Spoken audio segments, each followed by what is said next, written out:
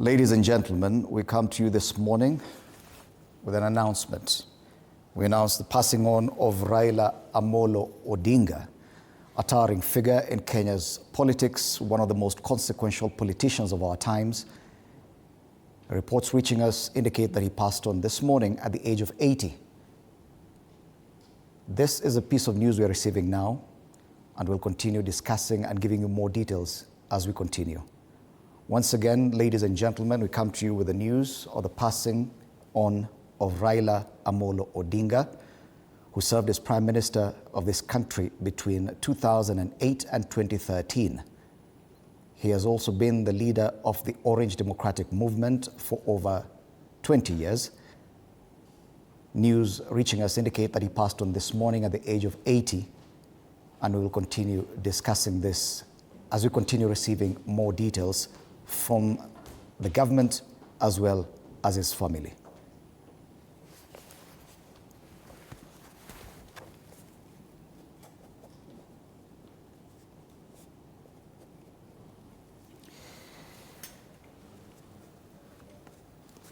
Once again, ladies and gentlemen, we come to you this morning with a breaking news.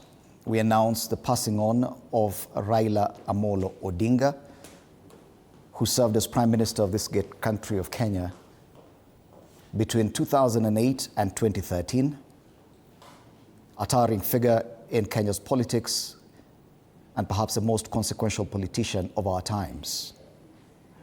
He was in India for treatment over the last few weeks, and he's said to have passed on this morning at the age of 80. Of course, we still do expect an official announcement from the government, the President of this Republic, as well as his family, and we'll continue giving you more details of this. Raila Odinga has been a consequential political figure in this country. He has run for president for 5 times, notably in 2022, the latest, in 2017, 2013, 2007, and in 1997 as well. He has led quite a number of political parties, NDP, LDP. He's been Kano Secretary General. He was part of the formation of the NARC government alongside Mwai Kibaki. He also served as Prime Minister under Mwai Kibaki between 2007 and 2013. He was involved in the fight or the agitation for multi-party democracy in the 90s, and he has been a great fighter for social justice as well as human rights. He leaves behind a widow and a number of children as well, and we'll be giving you more details of this as we continue. I do have a number of people in studio to help us discuss this matter.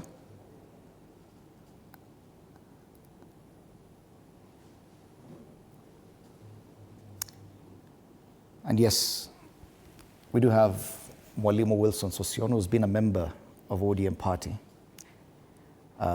You've interacted with the former Prime Minister. We also do have with us Meshach Odede, who is a political commentator and a member of the ODM party as well. Gentlemen, at this point, we still do not have much details, but perhaps it's an opportunity just to remember the life and times of this great leader of our nation. And probably start with you, Bwana Sossion. First, it is sad to learn of sudden passing of an icon, a statesman, and a political machine of this country, and definitely a pillar of the political development in this country. This indeed is the most consequential political death in this country after that of Jomo Kenyatta. And Kenya may never be the same again without him. Nothing happens in this country without the towering spirit and figure of Raila Odinga. Mm-hmm. He may have contested many presidential elections. He may not have won any election, but he has definitely been the spirit and the pillar of this country. And I would say this is the best president that Kenya never had, but the best leader that the country had in itself. The tremendous democratic development that this country is priding itself of. The post-election stability and new government arrangements that seem to work in this country is credited to him. Even after losing some elections, he has been magnanimous enough to allow the country to move on. Okay. That's a fact. That's a fact. Those of us who have walked around him, from my experience in labor movement, we came close to ourselves, the teaching fraternity, and Raila Odinga in 2002, when he walked to NAT headquarters in the month of October, when we were calling off a strike in 2002, and wanted to address the National Executive Council. But we didn't allow him to the NEC boardroom, as per customs and traditions. But he was able to address the National Advisory Council from the entire country. And teachers told him, we want the opposition to be united and present one presidential candidate. True to his commitment, they came with Charity Ngilu. He was able to declare Kibaki Tosha at Uhuru Park. The rest is history. And my personal relationship has been so deep with him because of teachers' engagement and politics of the country. The rest is history. Everyone has a story about Raila Odinga, one way or the other. Thank you so much, Mwalimu, for that. And before I introduce my colleague, Abubakar Abdullahi, let me give you an opportunity, Bwana Mesha Kodede, to just share your sentiments on this piece of news that we are sharing now. Thank you, Fred.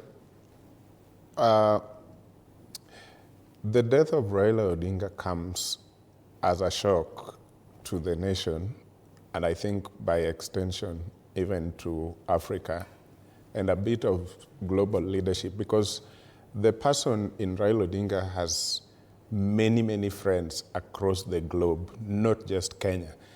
You know his ties with other countries, including Europe and other continents.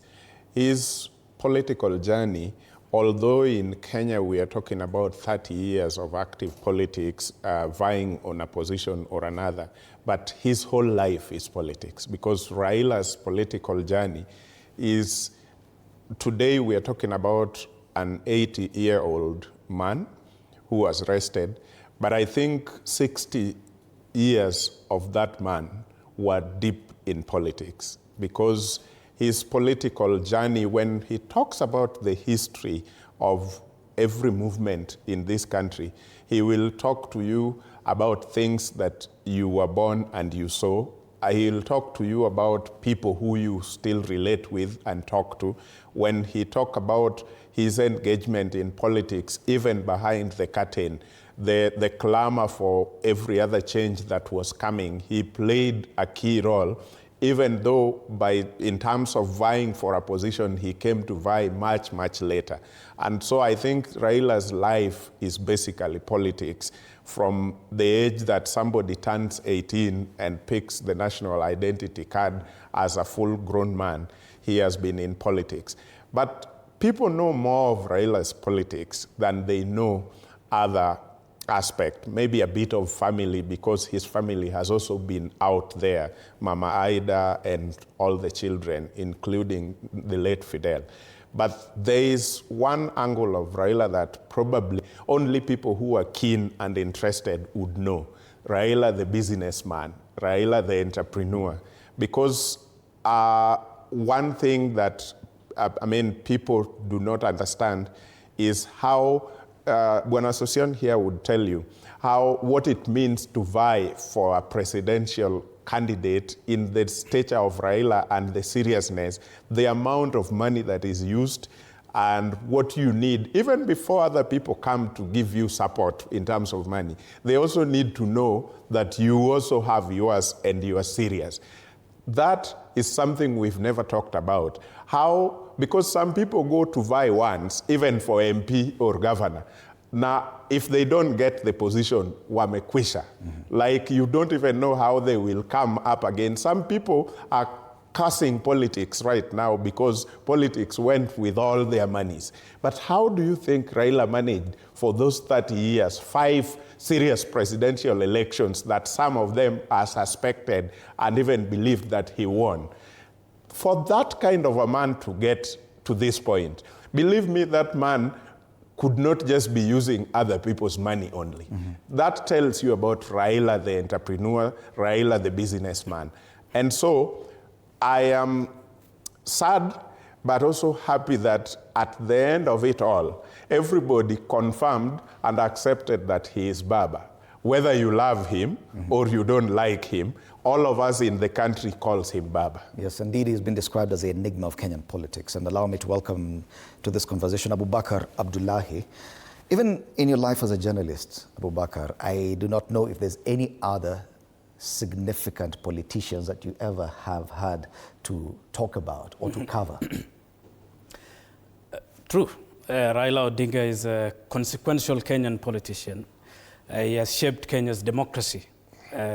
He is a 5-time presidential candidate, first ran in 1997 as the NDP presidential candidate. In 2007, hotly contested as the ODM presidential candidate, 2013 on CORD coalition, 2017 on NASA, and 2022 on Azimio coalition. Kenya's politics without Raila Odinga is more or less of a vacuum. You can't talk of Kenyan politics, Fred, without Raila Odinga. The son of Maseno, who started his career as a teacher, bridging to be a professor of Kenyan politics, a figure who has been detained equally for the liberation, the second liberation, and the fight for democracy in Kenya. A sad day for Kenya's political scene in as far as the suspense this leaves on the race to 2027 equally. Yes. But today we are mourning a man who, irrespective of the political divide someone is on, is arguably Kenya's consequential politician for the last 3-4 decades. Yes. Fred. And perhaps the most interesting is the fact that he has had a footprint on perhaps most of the very consequential political happenings in the country. As far back as 1982, that Raila Odinga's name was mentioned there. In the fight for multi-party democracy, he was there. The transition to the NARC government, he was there. The promulgation of the constitution, he was there. And I do not know if there's any other politician of his stature currently that we could talk about, Bwana Sossion. Raila Odinga has been the main discussion point, not just for the last 30 years, I think over 40 years or so. You know, and that is why I say this death is going to be the most consequential. We've had political deaths in this country, but this is the most towering. Looking at the political development and activities and sacrifices made by Raila. Remember, he was in jail the longest, and that is paying the ultimate price for political change. Very few of those leaders we have in this country made those sacrifices and went to jail the longest than Raila Odinga. And despite going to jail, we can trace political activities and actions that delivered results. You know, it's one thing to engage in political activities and another thing to deliver significant results. Raila Odinga delivered the most consequential and significant political results that were easily embraced by everybody in the country. You know, it's one thing to create a problem and another thing to resolve. He was always at the end point of resolving a conflict. I may not speak much about 1982 coup attempt, but that was the nascent stage of people talking about democratization and multipartyism in the country. But we can talk from the 1990, when Ford was established, and under the leadership of Jaramogi Oginga himself. But beneath was a very restless, very innovative political leader called Raila Odinga, and who indeed, because he could not contest with the father in one constituency in Bondo, he had to relocate and contest elective position in a cosmopolitan constituency called Kibera here in Nairobi. The rest is history. We saw him resign from Ford when, after the death of Jaramogi, we saw him resign from Ford and resign as member of parliament for Langata, and was re-elected again to the same constituency through Liberal Democratic Party. That means he was able to exit a political party and define another institution that would still come back with an agenda, and it still carries on with the struggle. And we saw the rest of his involvement beyond after 97, after the laws of elections in 1997, while Kibaki and the rest were lamenting over theft and mismanagement of election. He was already building alliances with Moi, which led to him being appointed a minister by 2001 and being the Secretary General of Kano. And with the succession of the country, when he was not in the matrix, he created a strategy of uniting the opposition. Okay. And that I can tell you because I was the secretary of the Teachers Lobby Group for Kibaki, and we know how it started and why it was necessary to identify one common leader of the opposition. We needed a president who would pay teacher salaries on that had been pending, and also we needed a president who would give education the right trajectory in line with the global commitment. That was at the nascent stage when member states of the UN were implementing education for all goals. And Kibaki said, I will not only pay salaries, but I'll implement free education from primary 1 to 8.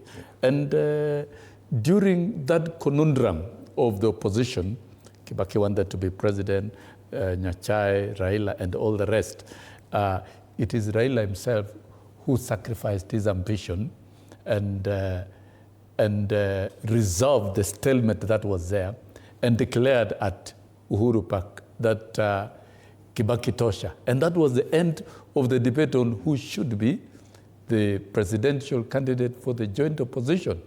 And before multitudes and multitudes, that was the end of the story. Right. And despite Kibaki having been involved in an accident and spending several days of treatment in London, which of course it's Raila Odinga who organized the shipping of Kibaki to London, Raila came back to the country to continue the campaign, and he said, when the captain is injured, the game must go on. Yes. And it went on. We saw for the first time Kenyans voting a president who never campaigned, who was sick in a wheelchair, but was voted unanimously with over 66% of the votes. We saw Kibaki was sworn in when he was in a wheelchair, and Kenyans were voted as the most optimistic citizens.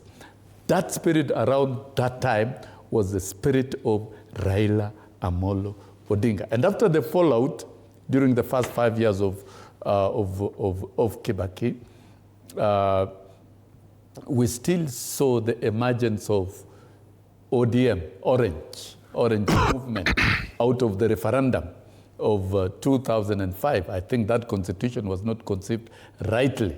And still he was able to develop a machine and contest the presidency, of which most of us stood to the last man and voted for Raila at that time.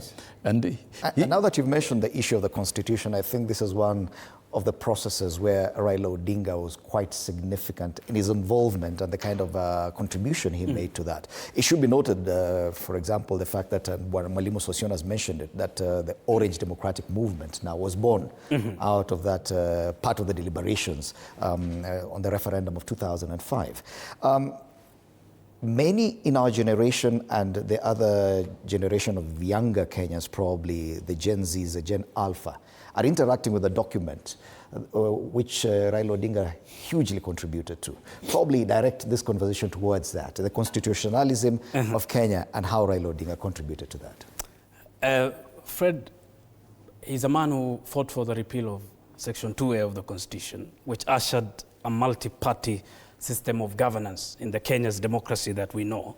He was a leading figure in Kenya's 2010 Constitution and fully supported its implementation.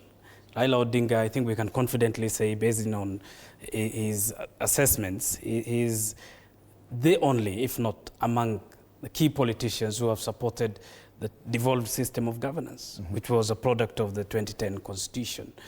He has been a constitution man, and he has equally attempted to amend the Constitution, the latest attempt being the BBI initiative with former President Uhuru Kenyatta. The constitutionality of his political life, I think, is well documented to that extent. He's equally, Meshach, a man who has survived political storms and has reinvented it, isn't it? He's a man who had a cooperation agreement with Moi. He had a grand coalition government with the late President Mwai Kibaki. He had a handshake with President Uhuru Kenyatta. He had a handshake equally with more or less of a broad-based government with President William Ruto. Yeah, Abubakar, at the helm of politics, we might not have had a chance to appreciate what Raila has been in our political journey as a country. But three things for me stands tall above everything. Before we received the news, we were here discussing the personalities versus the political parties. But even those parties in the world that we envy, like First World, they will tell you that even the parties like Democrats versus Republicans, there are individuals who shaped those ideologies. It did not come by itself. Somebody must be leading that particular party to shape the ideology that all of them now focus on and embrace. And Raila is one such people who have embraced the ideology of social democracy in this country. And one, people might be talking about passing the baton and things like that.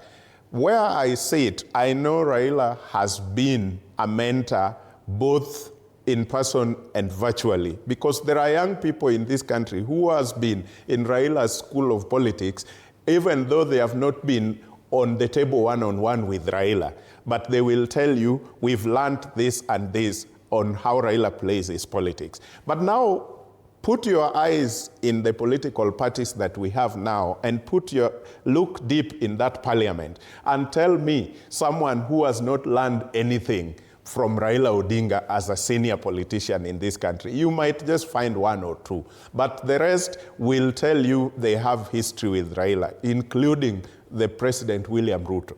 William Ruto was a politician before he worked with Raila in the KANU, but that was William Ruto, the member of parliament for Eldoret North. When this country got to know William Ruto as a man who can be a president of this country, it came in his working with Raila Odinga. When he worked with Moi, it was neither here nor there. It was just one of the many young people around. But when William Ruto worked with Raila Odinga towards election of 2007, this country got to know that William Ruto can actually be one of those future people. And many people have passed in his hands, even though we were not quick to give credit. People like Ababu Namwamba were founded by Raila Odinga. They became even his opponents, and they became even cabinet secretaries and things like that. But at the end of the day, the origin is Raila Odinga. But third thing that intrigues me about Raila Odinga as we talk about his life is his ability. People talk about the aspect of handshake in terms of trying or being in that government. But the opposite is big and huge. The opposite is when we got to lock horns as a country and we are headed somewhere where we can slip into a ditch and never come back, Raila has risen for this country. One of them is what Bwana Sossion is talking about. That opposition, the country was tired with KANU, but trust me, that opposition was never going to do anything on the table and agree unless somebody took it, the bull by the horn like Raila did, and the country got out of KANU leadership and joined the new state of political situation we have had since 2002. Coming to 2017, none of us believed that Raila could talk to Uhuru and move forward, let alone coming to William Ruto. But then, because of politics, we are not looking at the back of the curtain. So Ruto came and told people at KICC that I looked for this mzee. You remember? He said, I looked for him and I told him, I need your help. You've been my party leader before, and all those stories. That tells you that he is a man who sometimes has to put the country ahead. And when it came to Uhuru Kenyatta, we never believed that he could even look at Uhuru Kenyatta and talk. But before that, it was time for Moi. When Raila was talking to Moi, when they took power through Kibaki, of course, after declaring Kibaki Tosha, and the NAC was a wave that this country had never seen before, and they got power, and he was a very key man in that Kibaki's government. People expected that it was time for Raila now to show Moi that everything you've done to me before, we are now in power. But what did we see? We saw a man who reconciled with Moi and is willing to work with Moi's sons like Gideon until his death. I think for me, this is a big thing. Because if we were to go the same route, where if you do this to me today, when you're in power, and tomorrow if I am in power, I am doing the same or even worse, then this country would not have reached where we are today. We wouldn't be here talking about things like this. On Sossion, when we talk of Raila, often the word that comes into the minds of many is an opposition leader. His longevity as an opposition leader is quite to note, isn't it? He's the longest serving opposition leader, not just in the country, but in the region. I think it's wrong to assign him a tag of opposition. He was more than just that. But he has opposed and I've said, that's what begets the tag. He's one of the greatest African statesmen. He may not have been elected a president, but his posture, his leadership, charisma and operations defines him beyond that. He was a leader beyond such definition. Like when you look at 2007 elections, how we were going to end that stalemate was not going to be very easy. But you see, the conflict that ensued thereon after the bungled election led to the power sharing. And he was able to concede to the power sharing, and we had a very robust and productive 5 years of a coalition that we saw the promulgation of a constitution on 27th of August 2010. And that constitution has been very consequential to the governance of this country, and this country may never be the same again. Though he lost elections in 2013 and 2017, probably as a result of the effects of the coalition. But when you looked at what he did in January 2018, January 30th, to swear himself as the people's president, and the authorities at that time were in panic, and all the media stations were switched off, and look at the mammoth crowd that gathered at Uhuru Park, very electric. He never needed to mobilize people. You only need to be present to announce where he will be, and people will be there. And that is where the title BAMBA came from. And nobody could ignore him. And it is worth noting that Uhuru realized for him to govern, he needed him. And that is why there was that handshake. And the handshake which came without some limited privileges. But you see, by 2022, there are those who coalesced around him for him to be president. And below him, there was a student of his school of leadership, one William Samoei Ruto, who is now the president. And so it was ODM versus ODM. It was the teacher versus the student. But beyond the elections of 2022, because very many of us were interested in seeing how such a conflict would be resolved. Some of us were very close friends to Raila, at the same time, close friends to William Ruto. But you can see the product that came up, the broad-based government, it took root so fast, it brought a lot of reconciliation. It gave Raila a bigger father figure image. That's why I can't define him as an opposition leader. At the end of the day, he was a moral leader within this country, above the presidents. Okay. And I would say his death is the second most consequential after the death of Jomo Kenyatta. So to me, I would not say Raila Odinga was in the category of opposition, but then he was a bigger statesman. And beyond here, he will remain very consequential. Right. You know, there are people who die, but their spirit lives on. They remain consequential. It is now when people will be adding up and see the milestones of what he achieved. People are questioning, what is a broad-based government all about? What is it that is happening? But now people can appreciate the product of the same. The country is very stable, extremely stable. And we have seen what leaders do in terms of sacrificing personal interest for the interest of the state. All right, and it's probably important also, Abu Bakar, as we continue this conversation, to remind Kenyans that we do expect official communication from the government, the president, announcing this heavy piece of news, even from the family. So yes, that communication will be coming your way, and we'll be on standby to bring that to you as well.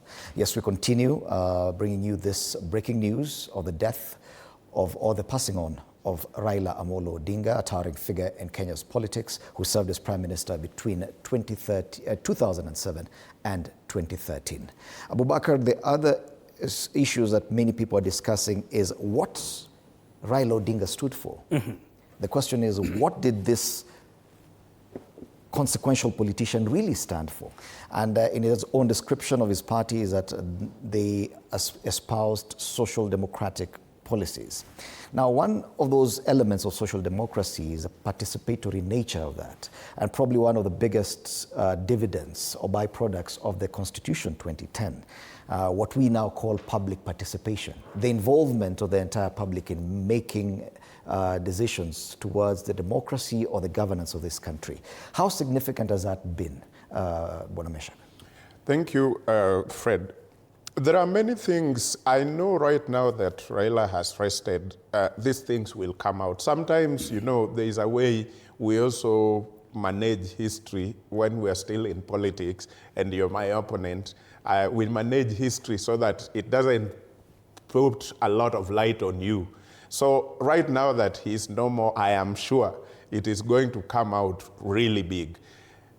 Maybe it should be known to Kenyans that at the inception of the social programs that we now have in the Ministry of Labor and Social Protection, all these were crafted in Raila Odinga's office as the Prime Minister by Dr. Nyikal, Professor Jacqueline Oduol, and Andrew Mondo.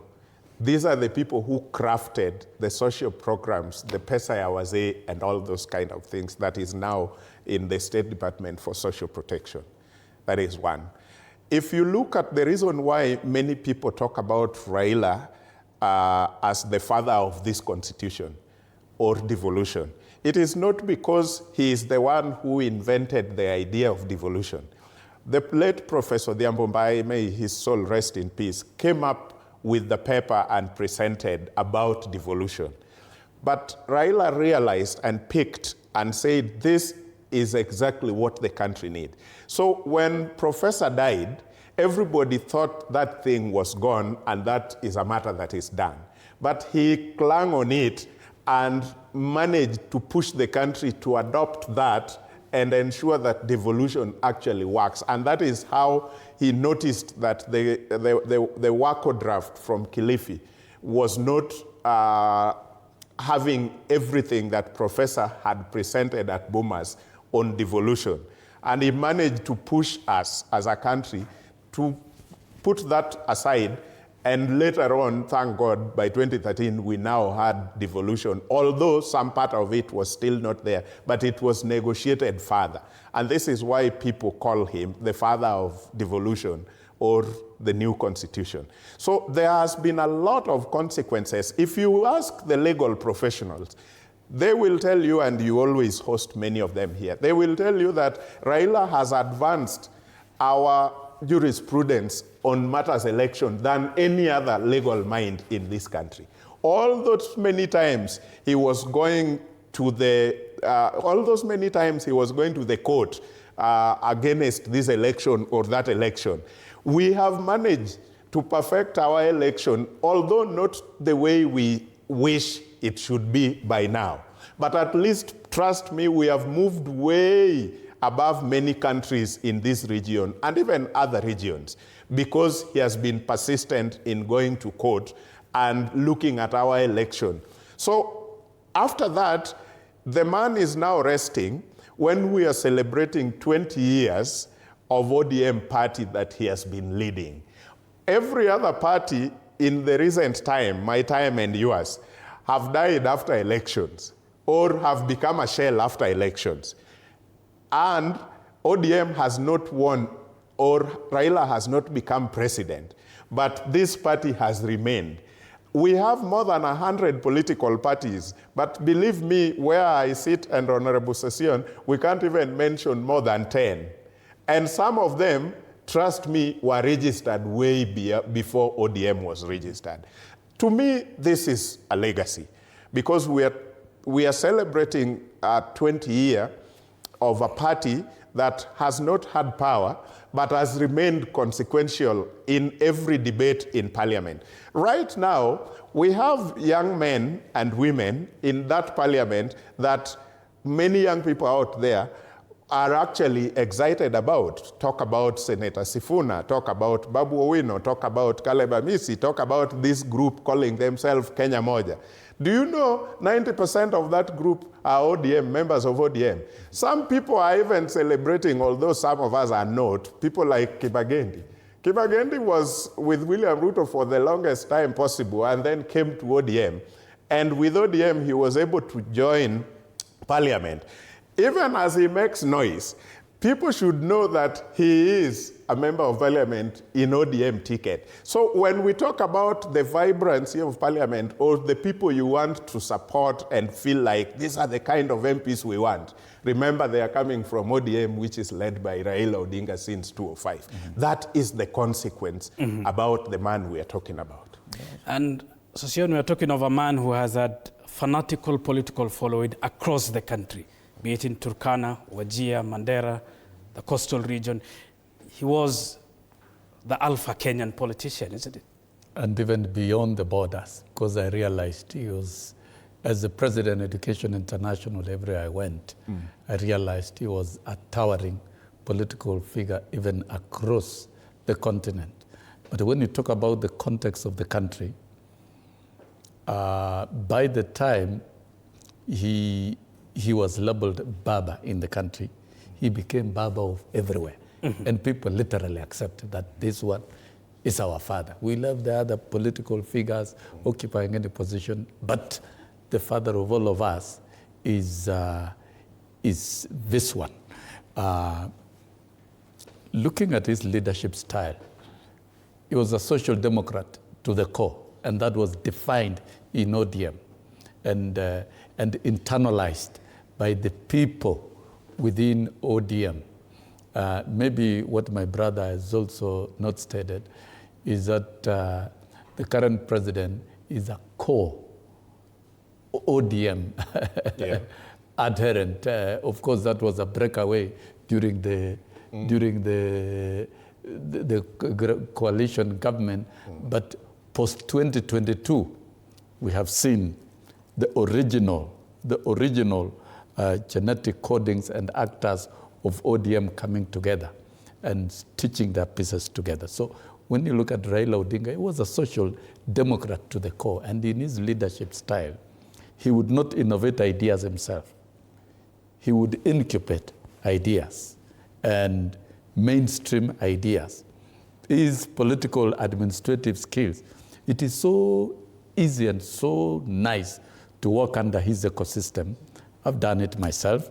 I had the free space to develop the education agenda of NASA in 2017 with those who were with us. We had that space. It was adopted, and significantly, as the only Secretary General of a trade union to sign a political agreement with a leader who was perceived to be opposition. But to me, I saw an honest leader who meant what he promised, and we did sign agreements. He meant it, and he would support. And of course, I earned nomination for the first Labour leader to be nominated under the Constitution to represent workers in Parliament. And I found it easy to work within him, under his umbrella. Even as I transited to UDA, I didn't walk out like a thief. I had to seek for permission, which he did grant. And I was received the other side also with knowledge that had been released officially. And I discovered ODM and UDA were the same, made up of the same genetic codings, social democratic parties, and that's a fact. There are stories to be told that are more detailed if some of us were to open up, and you will understand that a leader must be very facilitative, particularly to the future generations. And that's what Raila did. And if you look at the body language also of President William Ruto, he believes in facilitating young leaders to play their role and prepare for tomorrow. And I think these legacies will be carried on. Right. And to me, I would say the philosophy of ODM is going to grow bigger moving into the future, because we have leaders who have graduated from the University School of Raila Odinga in social democracy and are in influential position, starting with the president and many others, and the young generation, the young leaders who are in parliament. I think they have internalized the philosophy of social democracy and fighting for the rights of people. If you look at the manifestos of the two great groups in 2022, that of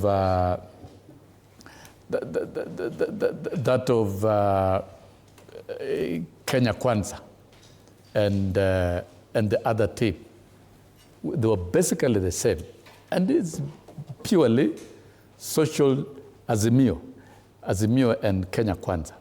You look at the genetic coding of the manifestos, it purely espouses the social democratic agenda, which is being strengthened by the broad-based arrangement. When you look at the current loose opposition arrangement, it is still the same. So, in short, Raila has managed to print a right agenda for this country, that of social democracy, equality, and bottom-up agenda for the people, so that then we have a society of prosperity and equality in all aspects in terms of social and economic lives. And I can tell you, nobody is going to change this trajectory in this country for the next many years. All right, thank you. The president has pronounced that by 2055, Kenya should be in the category of the first world. All right. And I can tell you, people will work towards that in this country. So Raila has set the direction for this country, development agenda, political agenda, and the growth of democracy. Kenya is now a superpower democracy within the continent. All right. That can match with some of the best. And we continue bringing you information that we receive as we continue to interact with this breaking news following the passing on of Raila Odinga, who served as Prime Minister of this great republic between 2007 and 2013. We want to welcome into this conversation Mwenda Njoka. He is the Chief Executive Officer of Cape Media, under which we have TV47, Radio 47 and TV47 Digital. Mwenda Njoka is also a journalist of note who won the CNN Journalist of the Year award at one point, and probably you have a better knowledge of the initial agitation for multi-party democracy when you were a younger journalist. And from your perspective, even as we give you a moment to share your sentiments following the passing on of Raila Odinga, try and paint for us a picture of Raila Odinga back in the day. So I got to know Raila Odinga way back, I think when I was a young journalist in 1990s. Working for a magazine called Society magazine, which was at the forefront of a push for multi-party democracy. That was before 1992. And Raila was one of our biggest, we did a number of headlines on him. Raila, his father, Jaramogi, and from even earlier than that, that is actually immediately after he was released from detention, because I remember my first encounter was when he was released from detention. We went to his house in Kileleshwa. At that time, he was staying in Kileleshwa, and even after being released from detention by President Moi, he was still he has always maintained a very vibrant pro-democracy voice throughout his life. Although over the last few years, he has changed into a different person, but that is debatable as to whether he's pushing for democracy or what agenda he was pushing. Mm-hmm. Yeah. Many younger Kenyans, especially the Gen Z and the Gen Alpha, even many millennials may not have really interacted with the younger Raila Odinga, probably just getting to read of him in the age of social media and probably in the agitation for change of constitution. And he also is said to have contributed a lot in the 90s and in the transition from a one-party state to multi-party democracy. How much of that do you think many Kenyans would get to appreciate? I would say that just that force of character that he had, and I remember way back in the among the people he used to be with, you would have James Orengo, Kiraitu Murungi, Paul Muite, and the likes of Maalim, Lagdara, former Deputy Speaker, Farah Maalim. So those were the people he was around, and among all of them, at that time they were called young thugs. Among all of them, he was what you would call prima primaris. He was the first among equals. Much as his father was still there, because his father died much a bit in 93, I think, if I'm not wrong. So at that time, he was still, he was also, I would say he was a man in a hurry. No, at that time, because I remember even incidents where for some time, his father used to get along better with James Orengo, with the Wamalwa, Kijana Wamalwa, with Professor Anyang' Nyong'o. The reason being, they were more moderate. Raila was a man in a hurry. He wanted the things to happen there and then. So that fire, I think, stopped at some point, but he has never lost the charisma.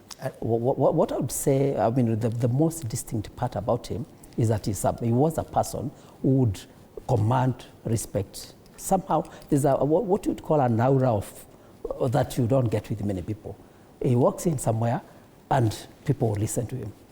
And with your background in media and communication, he's a man who spoke through metaphors. He was a bit witty, isn't it, in how he communicated and related with the audiences in his political rallies. Yeah, but as I know, one thing that people, because I interacted with him both officially and unofficially, because at that time, the paper I was working for, I was managing editor of news editor of that weekly, Firebrand Weekly newspaper. That was actually the only newspaper that could write negative stories about Moi. And we could send in places where nobody else dared to do. We interacted with him both officially as a journalist and also socially. So there are two different persons, you would say. Raila Odinga in public is a very ebullient, outgoing person, but in private he's actually shy. You'd find him, you will not almost look at you straight in the eye. You just talk very little in private, but when he gets to a podium, he changes into a different, you'd change into a different, and that has always been the case, because somebody we would sit up with in different places, social places, and you find him very different. And that's interesting, because even in your own sentiments, you stated that you are not really sure if he was the same character you knew back then. Do you get the feeling that probably, despite the fact that he has been in our politics for such a long time, close to 40 years, that many Kenyans still did not understand Raila Odinga, the man? I would say so. Possibly even us in the media, because you'd find, you can actually say the impact he's had on Kenya's politics. Look at, this is a person who started his career as a rebel politician, so to speak, from the time he was detained he was detained. He has always been on the, from the time he was detained. After his detention, you'd find he starts off as an opposition.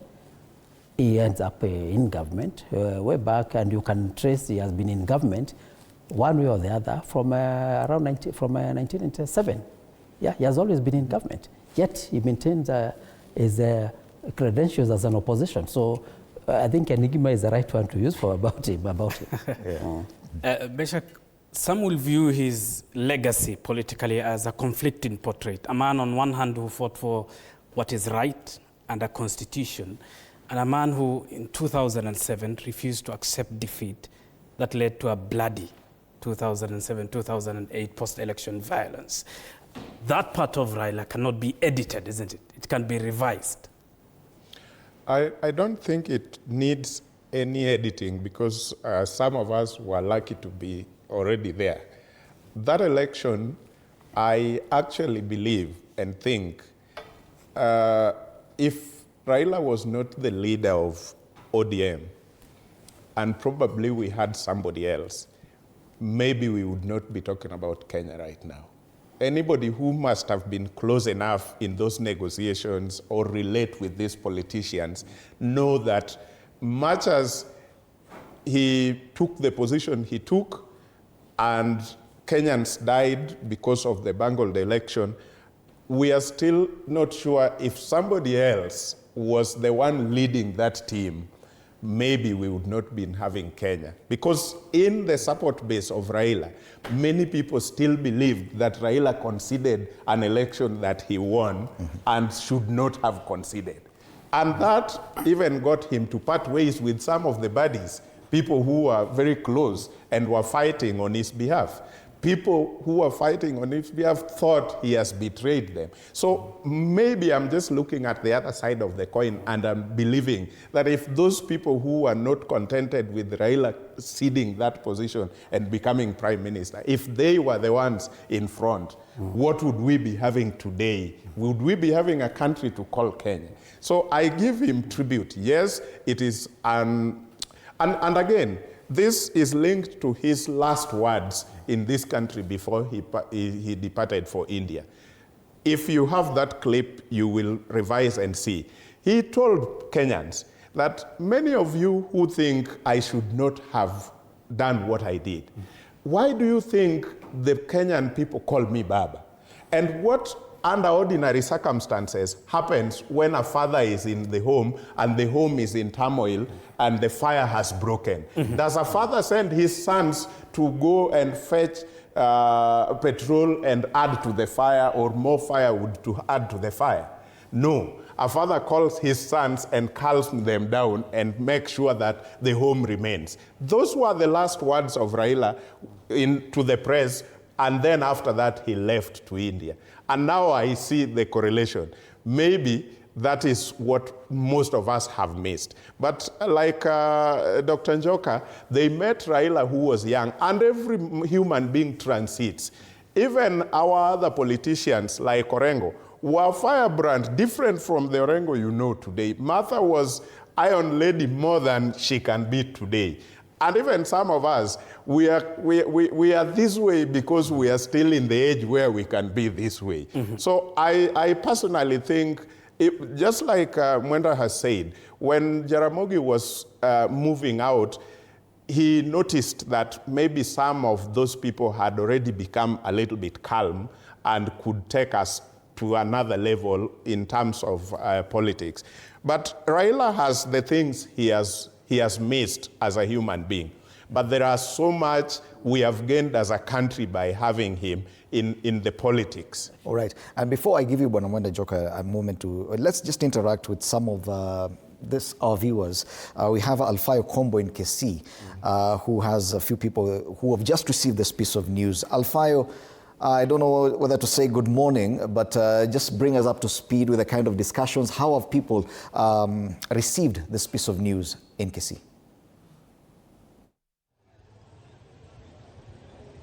Thank you very much, Indimuli and Abubakar from Kisii capital roundabout, where we are with several Kenyans who are mourning the demise of the ODM leader, that is Raila Odinga. Remember that this is the last place Raila Odinga visited, where he was in Kisii, here capital roundabout. With me, I have several Kenyans with me. If pengine ukiweza kuanza utueleze jina lako ni nani na hasa unamkumbukaje kigogo wa chama cha ODM Raila Odinga kwa kifupi tu?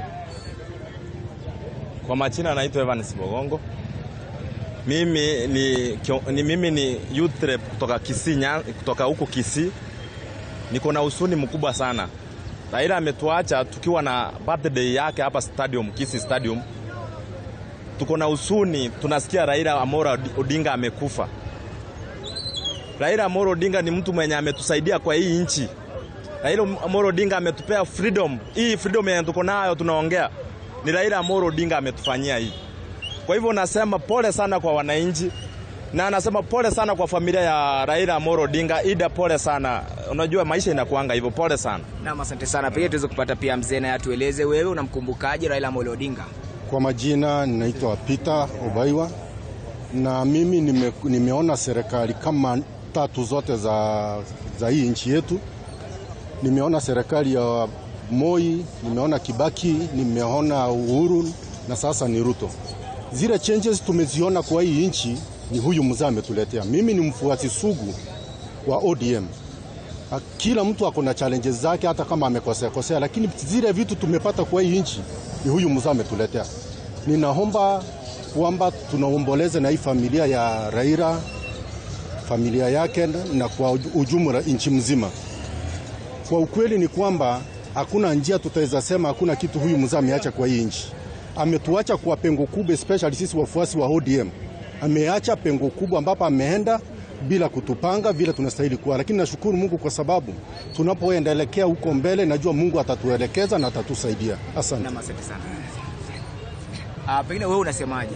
Mimi kwa majina ni Frederick Rume, Bamba from Homa Bay. So kitu ningependa kuambia wananchi tukue tuna amani. Baba alikuwa anapenda amani, na baba ndiye alikuwa party leader ya ODM, na chair person ni Gladys Wanga. Sasa ningeomba niwaambie watu tumpe Gladys Wanga heshima na tumsupport, na bado tutaendelea tu vizuri, na kitu naomba ni amani, tafadhali, amani. Kwa sekunde 30 tu tueleze utakumbukaje Raila Amolo Odinga? Tutamkumbuka kwa sababu kwa miaka mingi amekuwa ni kiongozi na ambaye ameweka personal interest zake kando na ameweza kuweka nchi mbele. Kwa hivyo ni jambo ambalo hakuna mwanasiasa mwingine ambaye amekuwa na roho kama hiyo ya kuweka personal interest kando kama kiongozi Raila Amolo Odinga, na ni jambo la kuigwa na viongozi ambao wamesalia, ndiposa waweze kujua kwamba kuna muda unafika tunaweka personal interest kando na tunaweka taifa mbele. Asante sana. Tupate na huyu kijana. Kwa majina mimi naitwa Jonathan. Mimi naomboleza sana kwa kumpoteza Bwana Raila Amolo Odinga. Namkumbuka kwa vitu kadhaa ameleta kwa hii nchi yetu ya Kenya. Nikianza kuzitaja bengine inaweza kuwa mingi sana, lakini ya kwanza aliweza kuleta ugatuzi katika kaunti zetu. Amepigania kaleta vyama vingi Kenya. Ukiona amepigania wakiwa na uhuru, vijana Kibaki wamepata ajira ya bodaboda, walileta free education.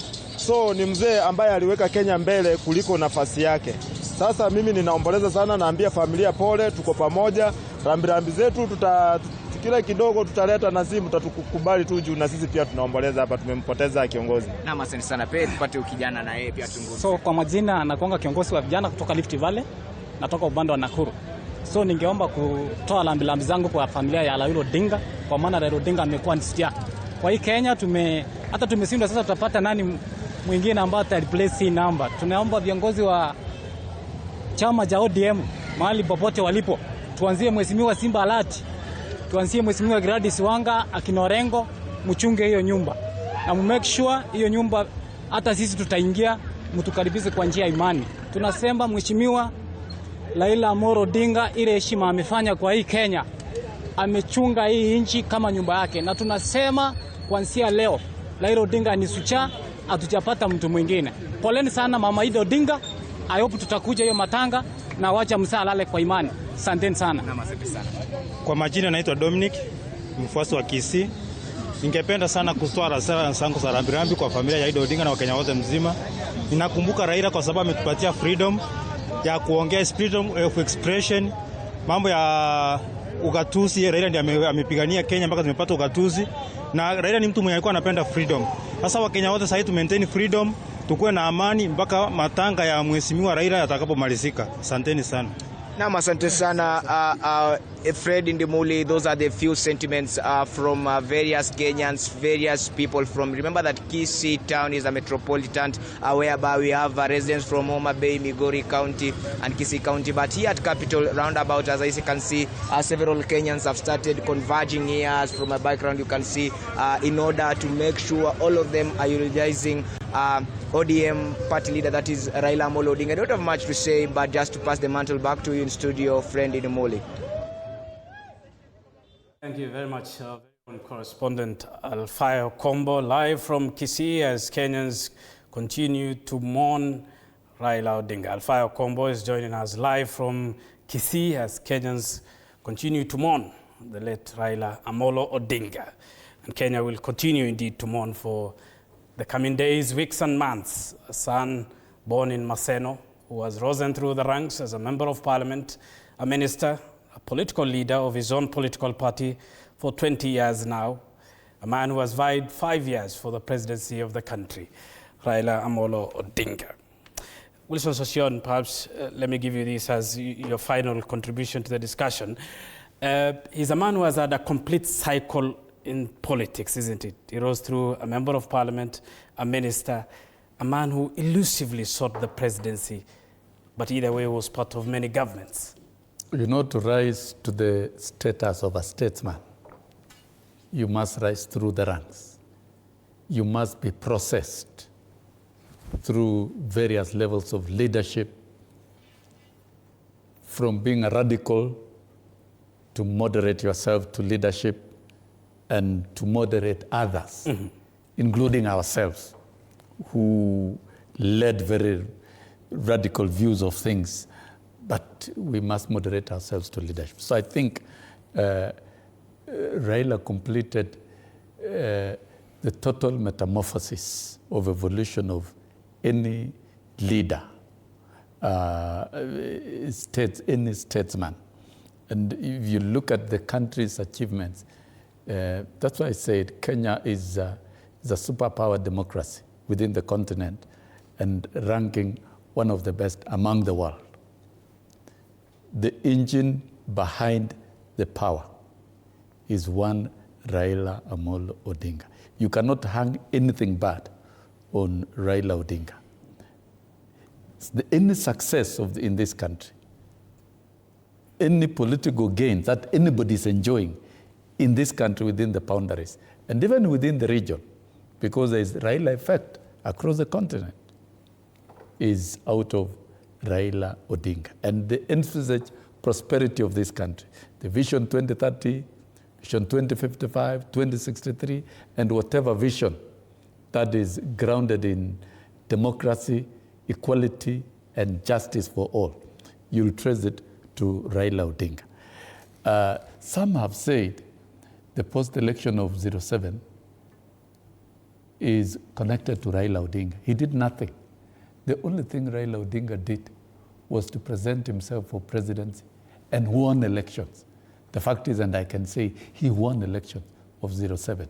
But then there had to be a compromise. And that compromise meant giving sacrifices. Other leaders in other jurisdictions could have continued, could even have gone to the forest and armed citizens to fight. But Raila chose the dialogue table and power sharing for the continuity of the country. And he would tell us any time, because I had a candid talk with him in 2018 after the handshake, and he said, if we insist on the route we are taking, this country will go to the Zimbabwe way, and we will all lose. So somehow we must let the country grow towards prosperity by making some sacrifices. How many of us can make sacrifices for the sake of countries? And making sacrifices does not mean losing. You don't lose.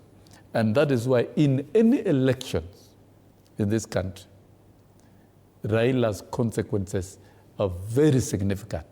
In any governance of this country post-election, Raila's consequences were very significant. And I think his biggest achievement, and I would say his biggest achievement, was in the broad-based, because we saw full accommodation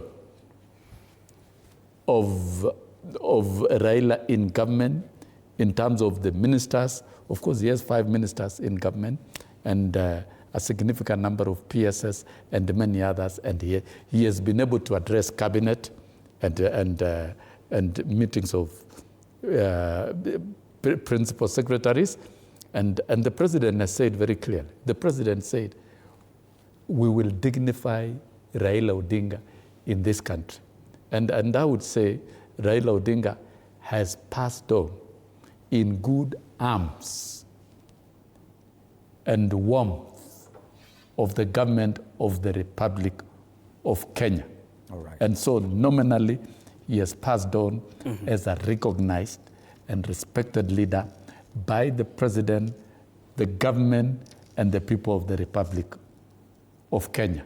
And what is left for him now is for the rest of the leaders now to reflect on the institution, and I would say the university of leadership of Raila Odinga, which will continue to live on for years, not only in Kenya, but in the continent. A university you are a graduate of? Yes, I'm a graduate of maybe masters from the University of Raila Odinga. A proud one for that matter.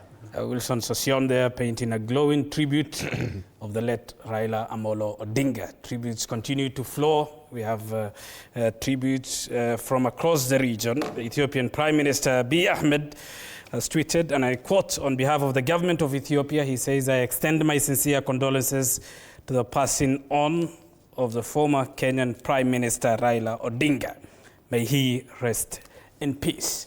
And nowhere is this pain of Raila's death felt more than his home county of Kisumu, the son of Maseno. Let's listen to how the lakeside city of Kisumu is reacting to this sad news. Na mimi kwa majina naitwa Felix Sheswa, mkaaji wa hapa Kisumu. So nasikia vibaya sana because Raila has been a great impact to this society. And his death na feel ni kama hit mimi mwenyewe very personal. Umeona? I can't describe even in words, but hit vibaya sana. Raila has really contributed a lot in majorly in Kisumu because you understand yeye ni wa huku. Na definitely he has been rooting for development in this area. So we just feel bad about his death. Kwa majina naitwa Laban Omondi, ni mkaaji wa hapa Kisumu, ingawaje nyumbani natoka Bondoko Wak. Nimeshunika sana kusikia habari ati baba Raila Amolo Odinga ametuacha. Mzee alikuwa patroni yetu hapa, mzee alikuwa amefanya vitu mingi sana hapa Kenya. Isipokuwa hii mambo ya demokrasia, freedom of speech, hii katiba mpya yenye tuko nayo, hii vitu zote tenye tumeenjoy ma county government devolution tumeletewa na baba. So tumekuwa na ushuni sana tukipata habari, hata tumeshindwa kuongea, tumeshindwa kufanya kazi hapa Kisumu. Hapa Kisumu we are very sad today. There's nothing we can do. We are very sad today kusikia habari ya Mheshimiwa Raila Amolo Odinga ametuacha. Tujui itakuwa namna gani, lakini kwa heshima hakuna kitu tunaweza fanya, sababu kifo ni mpango ya Mwenyezi Mungu, ndiye alitupanga. Lakini kwa sasa hii baba ametuacha, ameenda apumzike, mzee rest in peace, na Mungu atujali. Sisi pia tukifika huko tutakunana na yeye, lakini kwa sababu leo tumezunika sana kama wakaji wa Kisumu, hakuna kitu la kusema.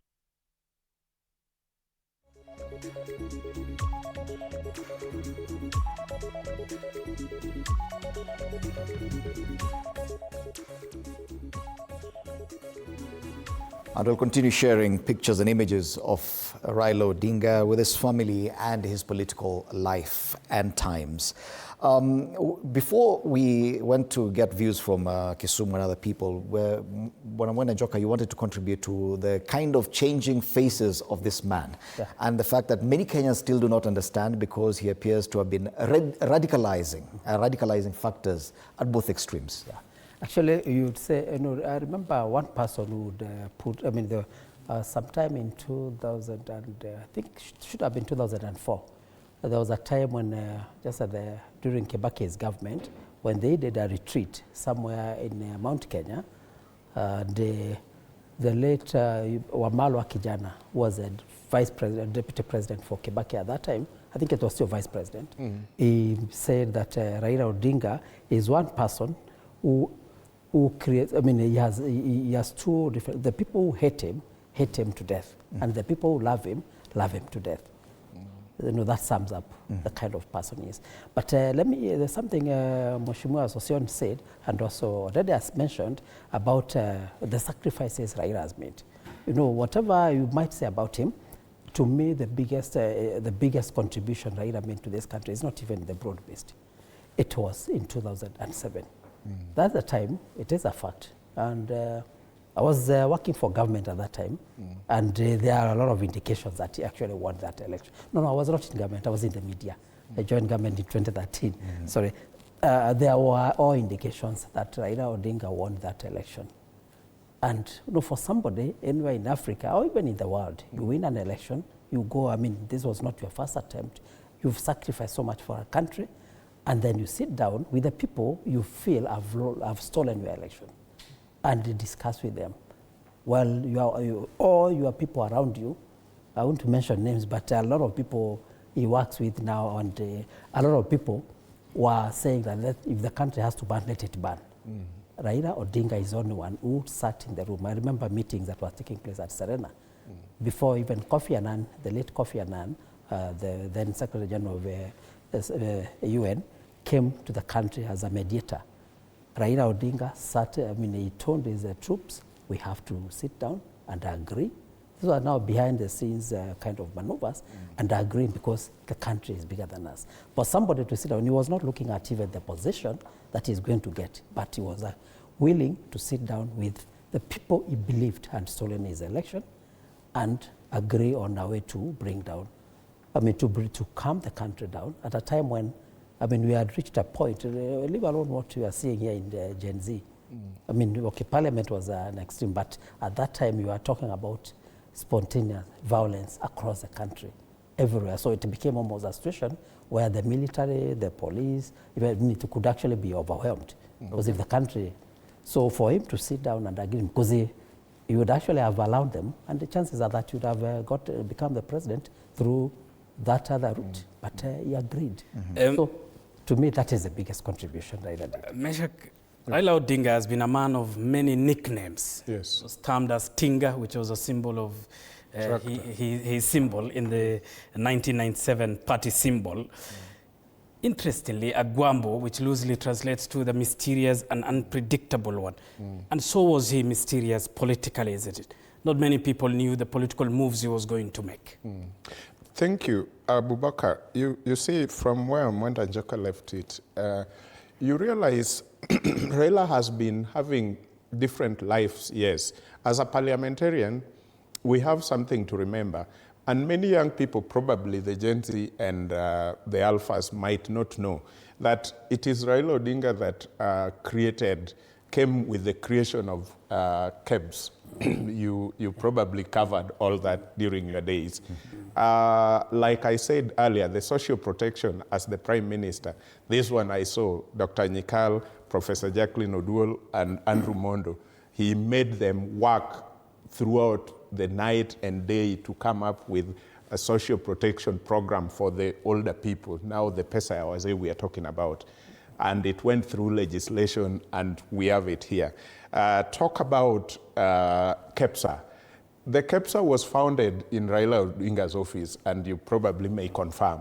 So he has had his contribution on matters legislation, on matters as a minister in the executive. We have the Thika Superhighway. Yes, Kibaki was the president and played a role, but we all know as a country, the role Raila played, even in these bypasses we have in Nairobi. Some of us have been lucky to travel. You see the roads, and you can confirm we have some of these roads in our city of Nairobi. And it actually now propel people like President Uhuru to give us the expressway, and others will come if we ever get to those levels. And I think these are the things we need to talk about in terms of legacy. The Agwambo part of it has also contributed a lot to this country, because if the Agwambo, the mysterious one, was not there, 202 would not have happened. And that is the Agwambo we are talking about, because when they went to Uhuru Park, everybody thought they are going to sit on the table and start talking about numbers. What do you have? Do you have money? And all this. And the country was in a rush to get a president and get Kanu out of power. So the Agwambo part of him came out in Uhuru Park, and so the Nyachais were mad and other peoples were mad, but the Agwambo saved this country because we moved from Kanu to the leadership of Kibaki, which gave the Gen Z the education they are proud of. So the Gen Zs who are listening to us should know the Agwambo part of Raila gave you the Kibaki, because again, Dr. Gikonyo talked about what the role of Raila during Kibaki's accident and what Raila did back when Kibaki was in London for treatment, and how he made sure that this victory was there. So when the Gen Zs are out there telling us how they are Kibaki's children, free primary education and all that, we should also pass that tribute to the man who we have just lost this morning. Because without him, trust me, somehow it would have been so difficult for that outfit to get here. Coming to the political parties, even as late as the other day, the Agwambo part of him was still coming back, because he told us, yes, what do you people think Ababa should have done?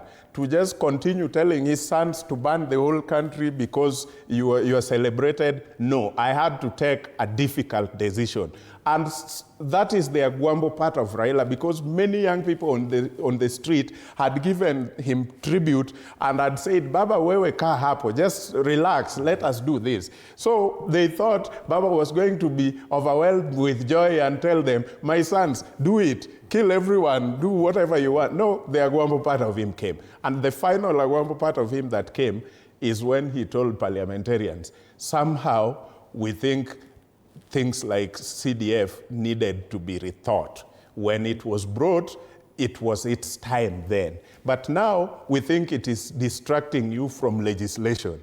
It is making you feel like the only thing you need to do as a member of parliament is to manage CDF, and then... You say that Agwambo part is good. It is what some are equally faulting him for, a man who has found his way through governments, through back doors and back channels, isn't it? I do not really want to say back doors, because when Uhuru came out, he said he looked for his brother. So I only want to see the other part where if a president of a country looks for you to help him, then you are able to put your differences aside and say, let me help you where I can. Because William Ruto, president, also went to KICC and told us, I called the old man, I told him, help me. So what would have happened, because this is the time to actually now put a lot of thinking into these things. Can we pause for a second and ask ourselves, what if William Ruto called him and he said, no, let everything roll the way it is rolling? What if Kibaki reached out and the Kofi Annans and the Jendai Frasers and he said no, because he does not want people to think the Agwambo part of it is bad. So if he did all that, and where would we have been? To be fair, a section of his supporters have, in previous instances, called for those hardline, tough stands. Yes. Yeah, you want? Sorry, I would like to add something what Meshach has said. Yeah. When you look at, I think when you look at Raila's political trajectory, I think the only time I would say, all these times he has been in government, now looking at it in retrospect, all the times he has been in government, you would say actually he was called upon to assist in a moment of what would say crisis. When the country or the state was in great danger. Whether there were concessions made in between, what were the conditions, that is between him and whoever called him. But the only time I would say I would look at maybe a selfish motive was in 2000. 2000, as we are moving towards a transition from KANU, Raila had seen and reached a point where he felt that he didn't see a route to become president, and he was seeing Moi was leaving. And Moi is leaving. At that time, it was not a crisis that Moi was leaving. There were many other options. So, and he joined KANU at that point in time through the late Makto. He was a mediator. Actually, he approached and he joined KANU, became the Secretary General, and from the insiders, the information that was there was that he actually felt that he would use that as a route to succeed Moi. But when it didn't, when it appeared it wasn't working, he bolted and he succeeded him through Kibaki or through the Rainbow Coalition. So that was the only selfish streak, I would say. And even as we continue discussing, a lot of things are happening following the passing on of Raila Odinga. One of them is at Parliament this morning adjourned its morning sitting. Speaker of the National Assembly, Moses Wetangula, invoked his authority under Standing Order Number 1 to hold House proceedings, directing members of Parliament to reconvene later in the day for official communication on the matter. Once again, being a Wednesday, the National Assembly does usually have morning sittings, but this morning, following the news of the passing on of Raila Odinga, the Speaker of the National Assembly, Moses Wetangula, invoked Standing Orders Number 1, which provides him the authority to hold House proceedings, and he directed members of Parliament to reconvene later in the day for official communication on the matter. Once again, we're still waiting for official announcement from State House. The President is yet to announce this news, but this will be coming later in the day, and of course we'll be here as TV47 to bring that to you as well. Even as we continue discussing the life and times of Raila Odinga, and you mentioned just how he was a unifying factor. And even as we think about that, let's go to Mombasa, which is the other area where he had a lot of support, and ODM party had a lot of support. Let's go to Mombasa and get to hear what the people of Mombasa have to say following the receipt of this news of the passing on of Raila Odinga. Thank you so much, Freddie Indimole with Abu. I'm coming to you live from Mombasa CBD.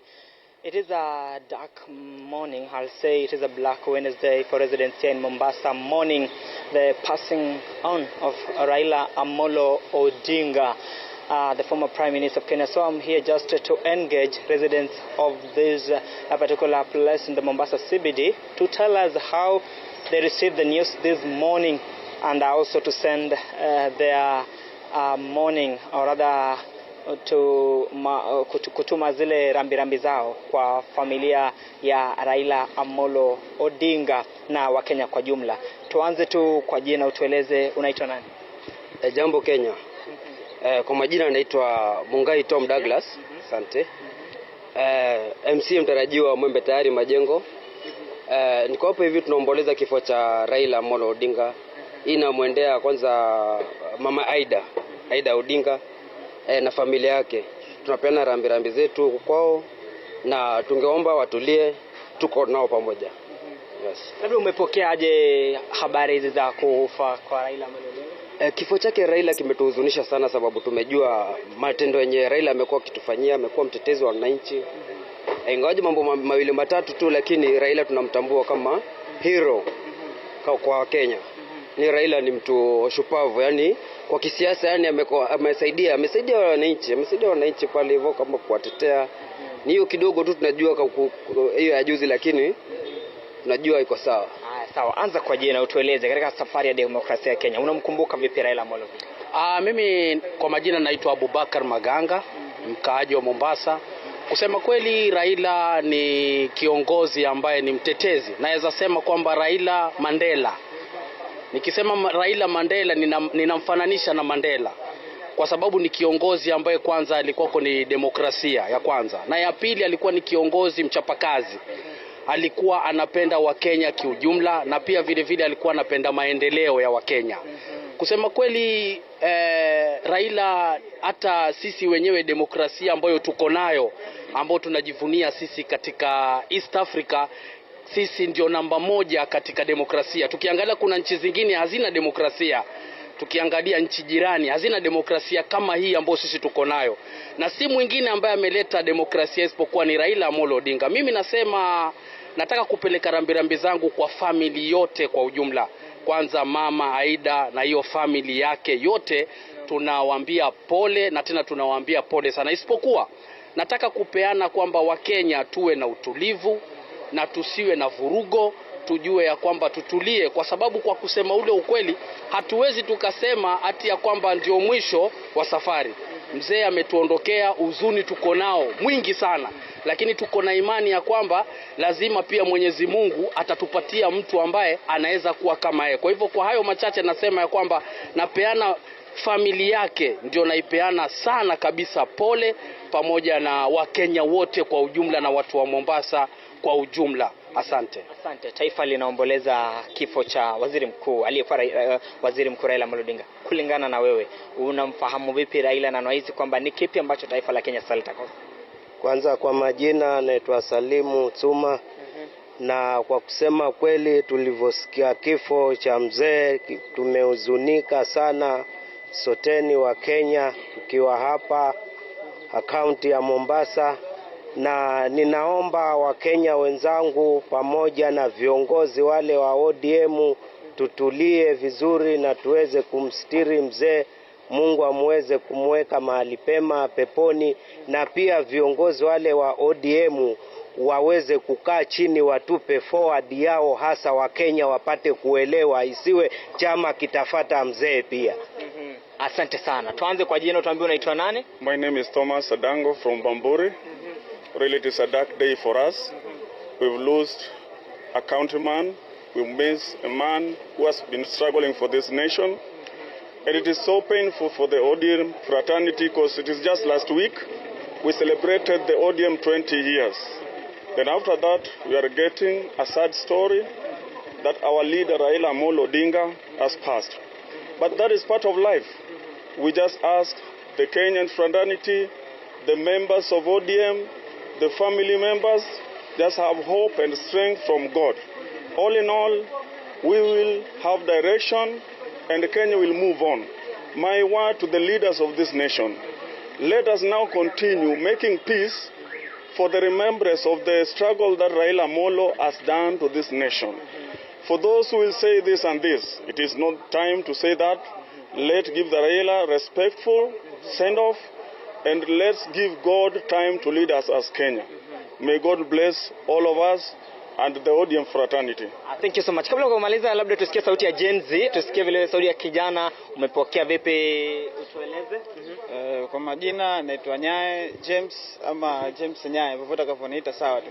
Kusema tu kweli, kifo cha Raila kimetuhuzunisha sisi wote. na kitu ambacho naweza sema, naweza pea tu familia pole, kwa sababu mwisho wa Raila sio mwisho wa maisha.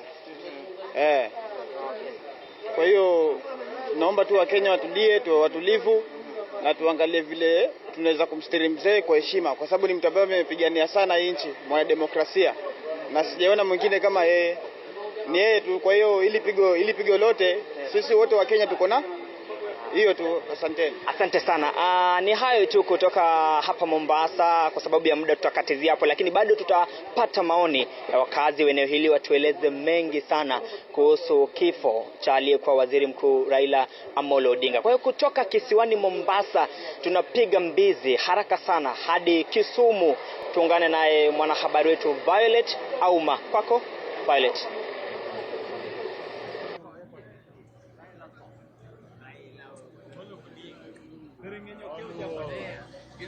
Asante sana, tunawakujeni moja kwa moja. Asante sana Quinto. Tunawakujeni moja kwa moja kutoka kaunti ya Kisumu.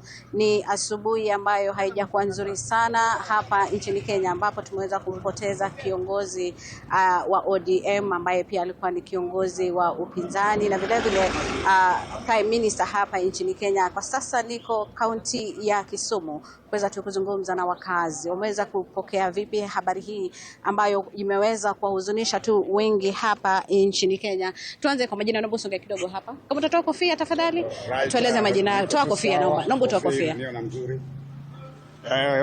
Nakushikia. Asante kabisa. Angalia huko tafadhali. Asante kabisa. Sisi hapa nyumbani tulipokea hii habari yake Tyrone wetu, habari yake peacemaker mkubwa wetu wa Afrika ambaye ametuacha, Raila Amolo Odinga. Tunalia kabisa na sote tumeungana na Wakenya wengine kuhakikisha kwamba Tyrone wetu Raila Amolo Odinga, peacemaker ambaye amehakikisha Afrika imekuwa na peace, amekuwa akihakikisha kwamba Afrika haina fujo, anahakikisha anafika kila mahali, akihakikisha kwamba analeta amani hapa Afrika. Raila pia alihakikisha akatupa, tukawa hapa na airstrip yetu hapa kwetu Riyadh. Tumekuwa tukiona ndege kila mara, tumekuwa tukikutana na peacemaker wetu hapa, akiwa kila siku akiona kuna kitu anakimbia, anaangalia wale wanyonge. Sisi wanyonge leo sijui tutakwenda wapi. Wanyonge tumebaki na ufukara kubwa kabisa kama Tyrone wetu ametuacha.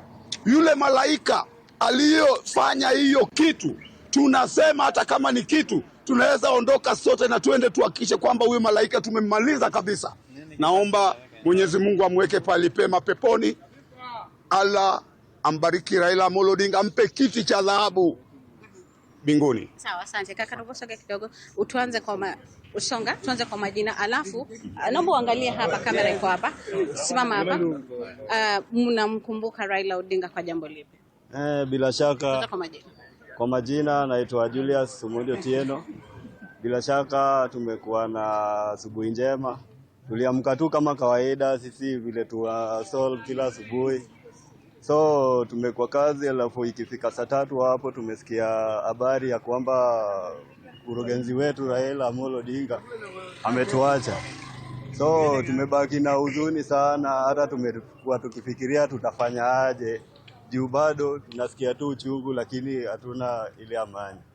So tunaomba tu Mungu kama ni ukweli ameenda, amweke pema peponi, na sisi pia atukumbuke kama wana Kenya, juu sisi bado tuko na safari. Kama kweli ametuacha, mimi sitakuwa na shida, nitaomba tu Mungu amweke pema peponi. Asante kwa hayo, juu bado sina furaha sana. Kitu ambacho namkumbuka Raila Odinga kwa kitu kama kipi? Okay, Kenya namkumbuka nayo saizi. Kuna vitu tunaona mingi yenye hatukuwa tunaona. Sasa tuko na barabara, tuko na flyover, tuko na makambi, tuko na university, tuko na mashule, tuko na vitu mingi tu sana juu ya Raila. So hata kama ametuacha, I hope kila mtu ako tu na furaha na huzuni juu ya vitu amekuwa akitufanya. Sawa kidogo. Naomba mtu wa mwisho tafadhali, kama unaweza zungumza. Tuanze kwa majina kaka. Wewe unamkumbuka Raila Odinga kwa jambo lipi? Naomba usonge kidogo, kamera iko pale. My name is Victor Nyangoyo. On behalf of Gen Z, we are here mourning one of our heroes. He has been like a mentor to us. He has championed for multipartyism in Africa, all rights. And here, we are in a sad mood. Raila has been like a mentor to me because I'm dreaming once to be a politician. But for God's sake, he has left. We have many people on the way. So may his soul rest in peace. But we are champion for the truth of Raila, what has killed Raila. As Gen Z, we are mourning because Baba is our hero. He has championed for everything in Kenya. Back then. Thank you. Sasa, asante sana. Kama ulivyosikia tu ni maoni ya wakazi hapa Kisumu wakimomboleza Raila Odinga kama mtu ambaye kando na demokrasia ni mtu ambaye amehakikisha kwamba kumekuwa na miradi ya maendeleo mbalimbali hapa jijini Kisumu, na hivyo basi tutazidi tu kuzungumza na wakazi hapa katika habari zetu zijazo kuweza kuwajuza tu kipi ambacho kinaendelea hapa jijini Kisumu kuhusiana na kifo cha Raila Odinga. Narudisha kwako studioni. Well, thank you so much, Violet Auma from Kisumu. And yes, we'll continue getting more and more updates from that end and other parts of the country as Kenyans continue receiving this news of the passing on of Raila Odinga. Now, tributes continue pouring in, especially through social media. About 40 minutes ago, the president of Zambia, Hakainde Hichilema, tweeted, and he said, "Saddened to hear of the passing of former Prime Minister Raila Odinga. We extend our deepest condolences to the people of Kenya, the Odinga family, President William Ruto, and all those touched by this towering advocate for democracy. His legacy will endure. May he rest in eternal peace." Signed off, HH. That's Hakainde Hichilema, President of the Republic of Zambia. And here at TV47, we continue bringing you the life and times of Raila Amolo Odinga, who served as Prime Minister between 2007 to 2013.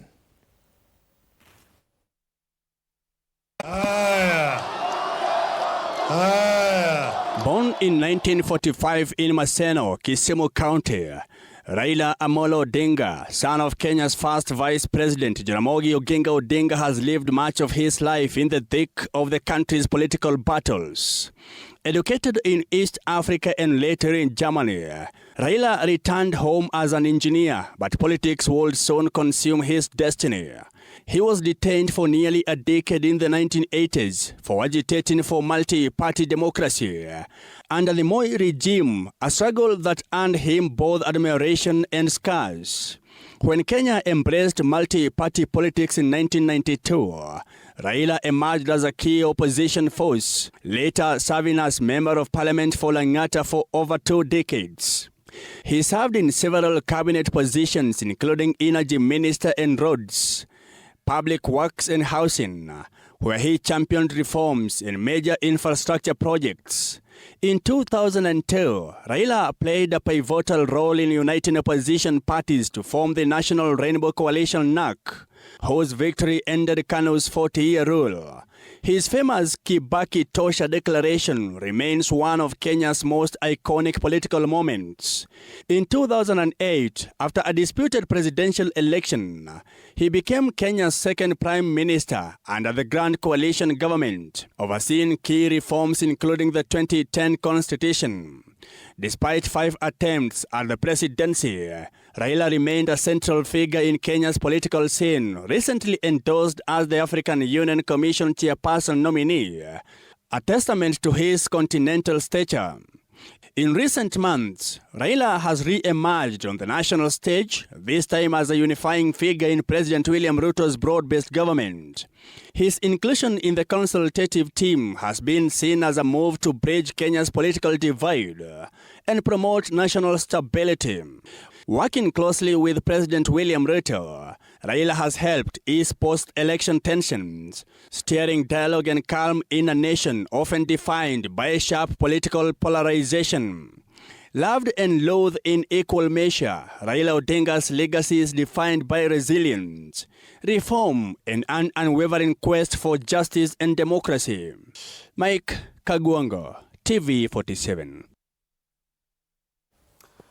Well, thank you, Mike Kagwango, for that, giving us a snapshot of the life and times of Kenya's opposition, former opposition leader, the now late Raila Amolo Odinga.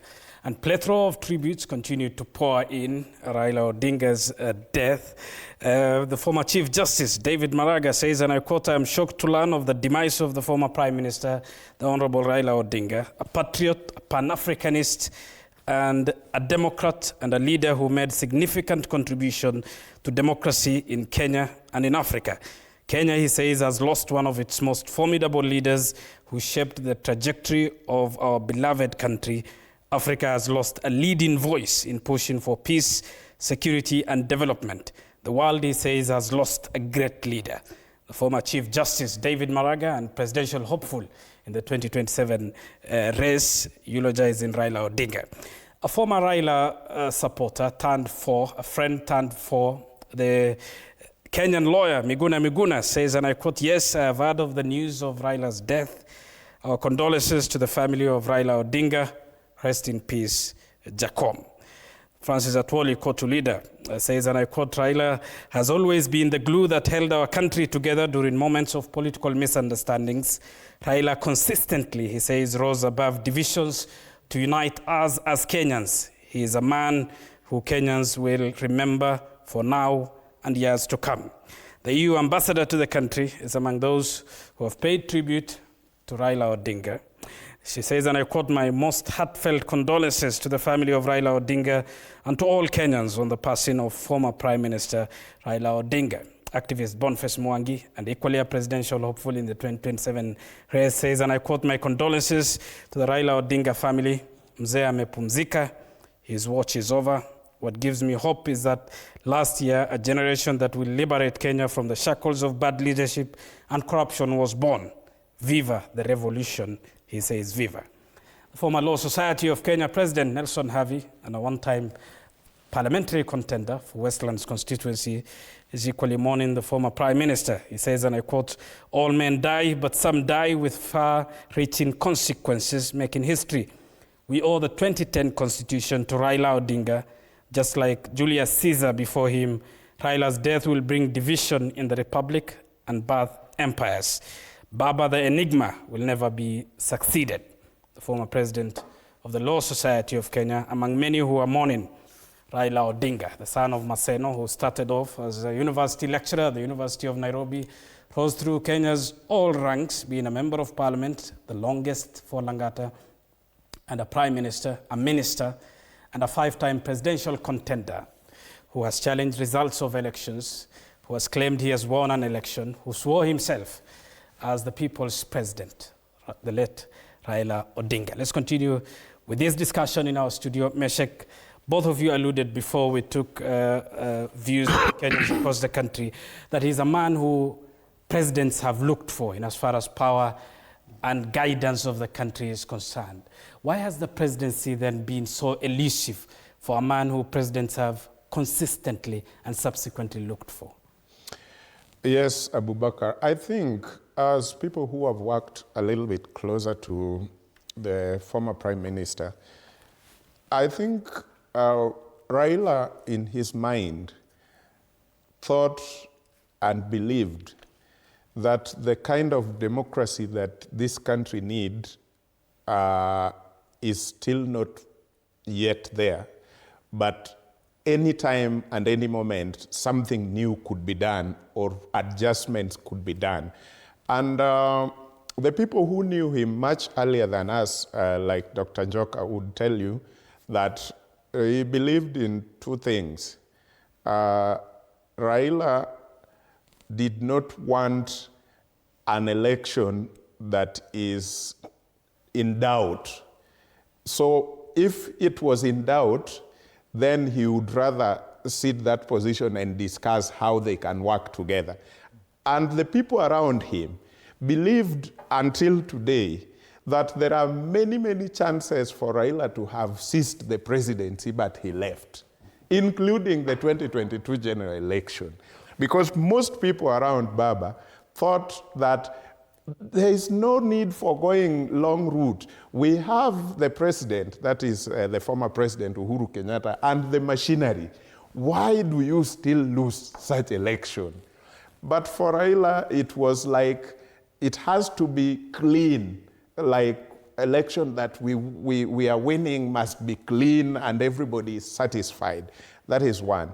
Then, second, up to this point in time, we need to now ask ourselves that going forward, are we going to have, because it is a debate that has been in his corridors for a long time, who is Baba preparing to take over when he is no more? But I think Raila didn't believe in preparing somebody to take over when he is no more. I believe he believed in preparing people at their own time, and when he is no more, somebody needs to emerge like he did. Meshach, he symbolically handed the party to Kisumu Governor, Professor Anyang' Nyong'o, when he was vying AU chairmanship. Yes, because that one was necessary. He was leaving for Addis, and we never know what was going to happen. If he had won the election in Addis, he was going to have to engage himself more in the African continent, but ODM as a party needed to move, and things like the constitution of ODM needs the party leader to chair the central committee. And so somebody had to sit in. And that is it. But because of the way he came into politics, like Dr. Mwenda said, Jaramogi preferred the likes of Orengo, Wamalwa, and Nyong'o, but he emerged on his own. So he believed somebody will emerge on his own without preparing his political support base that when I am no more, so-and-so should now be the supreme leader. And we'll talk of the succession. I want us to read a quick equally tribute. Raila Odinga passed away in India. The Prime Minister of India, Narendra Modi, has tweeted, and I quote, that he's deeply saddened by the passing of my friend and former Prime Minister of Kenya, Mr. Raila Odinga. He says he was a towering statesman and a cherished friend of India. I had the privilege of knowing him closely since my days as the Chief Minister of Gujarat, and our association continued over the years. He had a special affection for India, our culture, values, and ancient wisdom. This was reflected in his effort to strengthen the India-Kenya ties. He particularly admired Ayurveda and traditional medicine systems of India, having witnessed their positive impact on his daughter's health. He says, I extend my deepest condolences to the family, friends, and to the people of Kenya in this hour of grief. Yes. That is the Prime Minister of India, Narendra Modi. Morning, Raila Odinga, a man whom he describes as his friend. On the same note, 8 minutes ago, another tweet by Samia Suluhu Hassan, the president of Tanzania, who's seeking re-election in the next 14 days, na amesema, ameandika kwa Kiswahili, nimepokea kwa masikitiko makubwa taarifa ya kifo cha Mheshimiwa Raila Amolo Odinga. Tumempoteza kiongozi mahiri, mwanamjumui wa Afrika, mpenda amani na mtafuta suluhu, ambayo shawishi na upendo wake haukuwa tu ndani ya Kenya bali Afrika Mashariki na Afrika kwa ujumla. Msiba huu si wa Kenya pekee bali wetu sote. Kwa niaba ya serikali na wananchi wa Jamhuri ya Muungano wa Tanzania, ninatuma salamu za pole kwa Rais wa Jamhuri ya Kenya Mheshimiwa Daktari William Samoei Ruto, Mama Aida Odinga, watoto, familia, ndugu, jamaa, marafiki na wananchi wote wa Kenya kwa msiba huu. Tunaungana kuwaombea kwa Mwenyezi Mungu awajalie subra, faraja na imani katika kipindi hiki, na ailaze roho ya mpwenda wetu Mheshimiwa Raila Amolo Odinga mahali pema peponi. Amina. Hii ni habari kutoka kwa Rais wa Jamhuri ya Muungano wa Tanzania, Samia Suluhu Hassan. And many are questioning why, in as far as government communication is concerned, that everyone else, including presidents from neighboring countries, are tweeting about this, but we still have to wait for the official communication from Kenya, the Kenyan government. In this day and age of official communication, we still get to tweet, we still get to send WhatsApp messages, but even as a communication expert, Bwana Njoka, we need to understand, okay, fine, that any other person may communicate, but the communication from our administration is of significant importance. Maybe I can comment that as a former communications director at Interior. You know, when it comes to government, we've seen quite a bit of discordant messaging, and I think what has been, what possibly is happening right now is to try and have one message rather than to have different messages. You've seen, I think, there are any ministers who are tweeting about it so far? I've just seen MPs and senators. So I would imagine that possibly, because of the discordance in terms of government communication that we've witnessed in this and even previous governments, there could be a caveat that, and again also given the significance of who Raila Odinga is to the government. I mean, he was, you would say he was a co-president almost. So you would expect everybody is waiting for the president to be the first to speak, and then they can now speak. Because nobody wants to be seen to be jumping the gun. Yes. I've seen a tribute from governors, Orengos and others, but within government I've not. But there's something, besides that, there's something Abu had asked, he mentioned, used the word symbolically, handed over, when Raila handed over power Professor to Nyang'. Professor Nyang'. Yes. It's good you use the word symbolically. Because to me, when you look at Raila Odinga, I think in terms of, I would like to differ a bit with my colleague here, Meshach. When you look at him, the way, I mean, in terms of succession, I think there's a way in which he seemed to have a larger than life, and even the people around him had a belief larger than life that you'll be here almost for eternity. So there was no preparation for succession. And again, also, there's a way in which if you differed with him, and possibly I've seen, I mean, from having dealt with him from 1990s, you've seen, I know people who have suffered as a result of trying to be ambitious to try and measure their shoes with him. Orengo in 1997, people like Anyang' Nyong'o in 1997, when he supported Charity Ngilu, he actually felled a number of political giants in Nyanza, in the larger Nyanza, because they did not agree with him. That's is a fact of. So what I would like to posit here is that in terms of tolerance for anybody who appears to be, the way you say measuring your shoe with your father to see whether you are big enough to start wearing those shoes, it was not him, and the people around him were not tolerant about that. So that is why you are seeing a big vacuum. And I think I would like to say that in the next few, I mean, but there are, right now, even as a country is mourning, we have what you would say myriad of Raila orphans, political orphans, who are going to be mourning and who are going to lose elections in the next election, because many of them, and in those places, and his constituency was very large. In those places where he was in charge, you find that people are going to lose elections as a result of that. And those are actually the real, I mean, the Raila orphans are going to, they'll start coming. You see, you start seeing who possibly, who did not have political stamina, who was just operating on Raila's coattail, so to speak. Bonameshek, before his death, Raila Odinga was actively involved in the country's politics. He donated experts to the cabinet. He was a partner in a broad-based government. President William Ruto has lost a political partner in Raila Odinga's death, isn't it? A lot is in panic right now. I think because of the nature of who Raila was in the Kenyan politics up to the last breath, he has been a key figure in shaping how the politics of this country moves. Because even in his party, ODM, there are people until now who still believed that Baba was going to run, or they wanted to actually force those conversations in the ODM corridors to ensure. So one, the president had this country almost slipping to the depth that we never could tell how we were going to come back.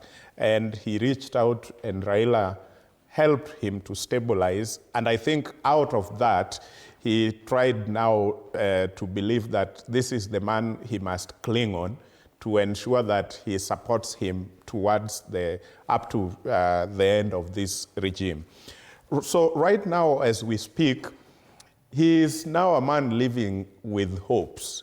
The hope that the Raila's troops would remain intact and would still consider supporting him and could consider making him the leader, quote unquote, because now some of the ODM fraternity would feel orphaned.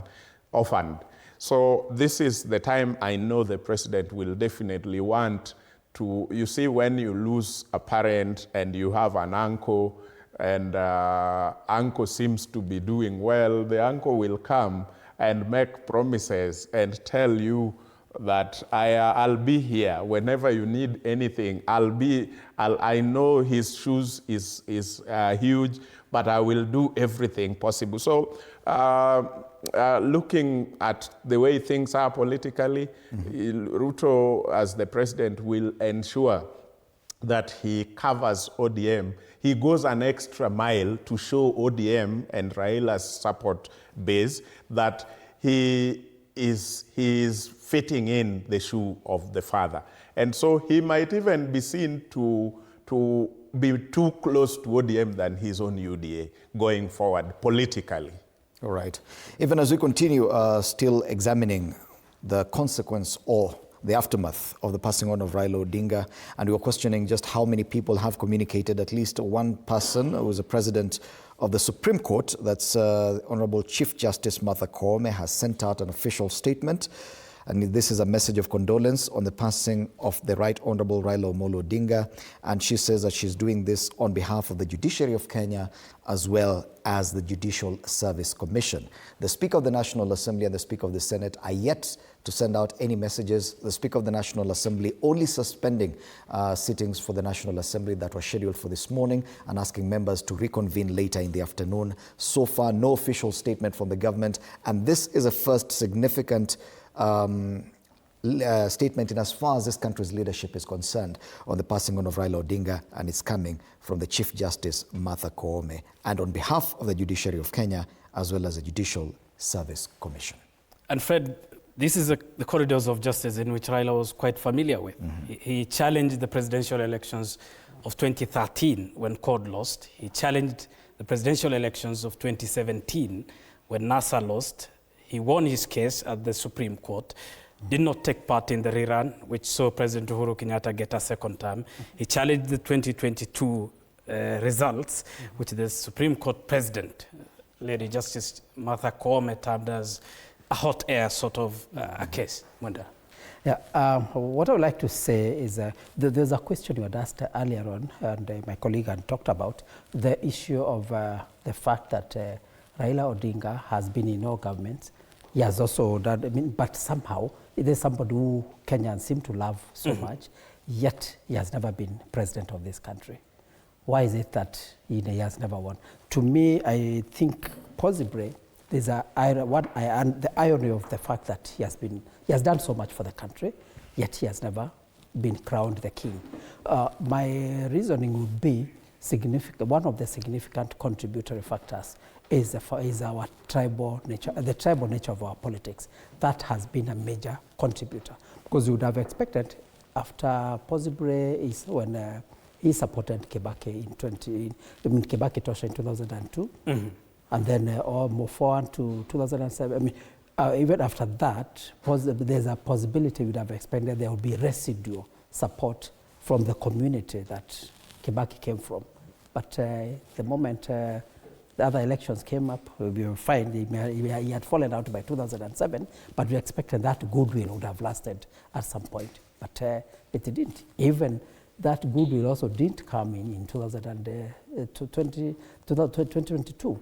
So it's ironical, but the nature of our the tribal nature of our politics is a big contributory factor to the fact that Raila never became president. All right.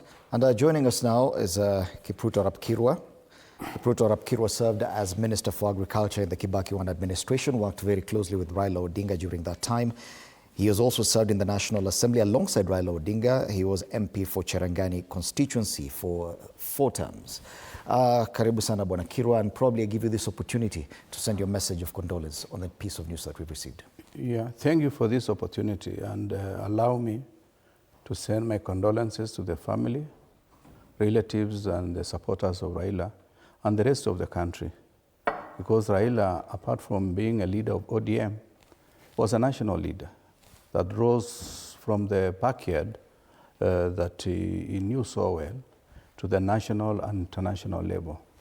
As we condole with the family and the relatives, we also wish to tell Kenyans, let us not over-politicize the passing on of Raila Odinga. Let us remember that he occupied certain space that many of us may never reach, and many of us may never occupy that space. And realize that there is need for us to come together and mourn him before we do our political realignment, which is likely to happen anytime after the mourning of Raila.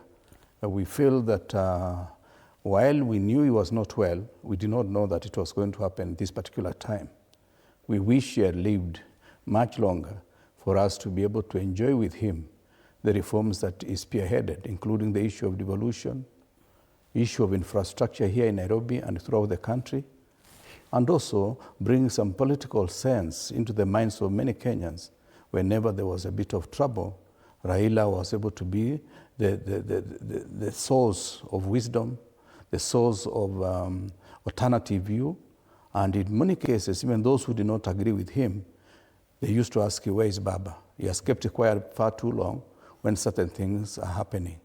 Partly because he was factual in whatever he presented, he did enough research, so that anything that he said about the regime of the day, people would take it seriously because those are facts that he had done a lot of background check before making pronouncement about any issue on the political landscape. All right. And probably share with us any moments that you may have shared with him that are not out there in the public, because you, as a member of the cabinet in the Rainbow Coalition, may have enjoyed quite a bit of private time with Raila Odinga as well.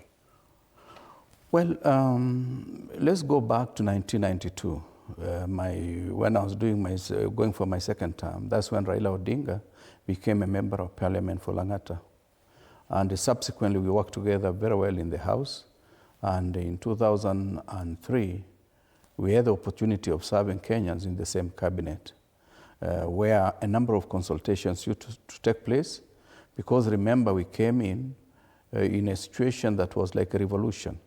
So any changes I wanted to make in my ministry that affected the backyard from which he comes, I used to consult with him. And he was forthright. Any time you call him, if you do not find him in the office, you would make sure that he calls back. And more important is the fact that in the late Job Omino's house, somewhere in Muthaiga, he came to us at 3 o'clock when we had had a lot of consultations on the need for LDP and NAK to work together as a way of trying to neutralize what we are referring to as a project at that particular time. So we waited at 3 o'clock, he came in. He said, you people in NAK, you have a good chance of winning. Us also in LDP, we have a good chance of winning. But if we don't combine our effort and coalesce around one candidate, the chances of rigging are likely to take place and the project will go through. At that time, the constitution that was obtaining at the time was the one of first past the post. It was not the constitution that we have today that you must garner over 50%. And he said, once we do that, we'll galvanize the country, create a bandwagon effect, and we get votes that nobody will dare steal. And of course, as you remember, the product of that was Kibaki Tosha. And because Kibaki got about 62% of all the votes cast in the country. That became also important because when Kibaki got involved in a road accident, Raila became the captain of the campaign. And he was able to traverse the entire country, go to places that even perhaps Kibaki would not have been able to go, and go outside the country, mobilize resources, get back to the country, and take care of the campaign of Kibaki. It's unfortunate that in the intervening period, there are individuals who never saw beyond the rapprochement between the nation, the Luo nation, and the Kikuyu nation. That was a perfect moment for us to get united as a country and deal with politics of issues instead of doing issues of coalescing around tribal arrangement and individuals as a factor of political arrangement. All right. One more thing, because you are also a member of KANU at some point, and many have criticized Raila Odinga or credited him with having been very instrumental in the degeneration of that party, probably, and leaving it much subdued in comparison to what it was. What would you say about that? Well, when Raila came to KANU, because I was a KANU sitting member of parliament up to 2002, perhaps I was more apprehensive because I felt that KANU now is going to get support and therefore become more repressive because of the presence of Raila. But with the benefit of the hindsight, when Raila moved out of KANU after what the late Joseph Kamotho referred to as Kisirani, Kasarani became Kisirani, he was able to walk out with people who hitherto would not have dared to tell Moi, we are going a different way. So it became a blessing in disguise and built the momentum that National Rainbow Coalition benefited from, because Raila came out with some of the individuals who would have been reluctant to leave KANU at that particular time. So therefore, I credit even this democratic space to him, of course, culminating in the promulgation of the 2010 Constitution that provide, among other things, the issue of devolution, which is a factor that any Kenyan who wishes well the people of this republic should also support, given the fact that it is the only way you can take resources to the people. I served for 20 years, 15 of which I was under the old Constitution. And the last 5 years I served, there was a modicum of money going to the grassroots. And when you compare the last 5 years I served, we were able to take 100 million to Cherangany constituency. And yet, the previous 15 years I had served, we were only able to take less than 20 million to the same constituency, given the issue of CDF. Now with the issues of devolution, if we are to be prudent in terms of management of public resources, this country is likely to develop more. All right. And yes, we continue getting the kind of feedback from different parts of the country as people and Kenyans continue receiving the news of the passing on of Raila Odinga. And now we want to get the update from Murang'a County. Let's get that update on what are people in Murang'a saying following the passing on of Raila Odinga. Tunaomboleza na familia yake na sana sana hata area ya kwake, na pia kwa wale viongozi wote ambao tunakuwa nao kwa bunge ambao ni wa chama ya ODM. Huyu ni mzee ambaye ni mkakamfu na tutamkumbuka. Sioni kama kuna wakati historia ya kisiasa tutaweza sahau ile mambo Raila Amolo Odinga amefanya. Amepigana kuribaleti hii nchi, na kwa hivyo mambo hizo zote tutakuja kuzikumbuka. Kama ni sisi tugeulizwa, tungesema huyu mzee aendelee, kwa sababu ametusaidia kushape siasa ya Kenya hii. Na sana sana tunataka kusema ni mzee ametufunza, au kiongozi ametufunza, kila wakati ukishindwa hakuna haja ya kukaa nje kupiga serikali, ili hali kukaribia ile serikali ambayo imechukua uongozi, kukaa chini mnaongea, na sisi zote tunakaa na tunasoma tukielekea direction moja, ndio tuweze kuendelea na kuongoza nchi. Tunajua vizuri amelea watu wengi, watu wenye wamekuwa wakituongoza kwa hiyo miaka karibu 20, karibu wote wamepitia kwa mikono yake. Amefanya kazi na Kibaki mwenye alikuwa president wetu, amepitia kwa mikono yake kwa njia moja ama nyingine. Pia Uhuru amekuwa kwa KANU pamoja na yeye, kwa hivyo amemshape na akakuwa president. Kukumbuka pia wakati wa Pentagon, nakumbuka pia President Ruto na viongozi wengine wote wenye tunajua, akina Kalonzo, akina Wamarwa, wamekuwa pamoja na yeye. Sisi kama vijana tunasikia tumeachwa na kiongozi mwenye amekuwa akishape siasa za Kenya. Tukisikia democracy, tunasikianga Raila Amolo Odinga. Tukisikia devolution, tunajua sauti yake iko pale. Na pia kwa mambo yote ya nchi yetu, Raila akiongea, tunasikianga we are well represented and we are feeling bad that it has come to an end. What we would like to request, vijana wenye wamepata kulelewa kwa mikono yake. Nafikiria wako na nguvu kama vile tuko na nguvu ya kukua tukipigania haki bila uoga na kwa ushupavu kabisa.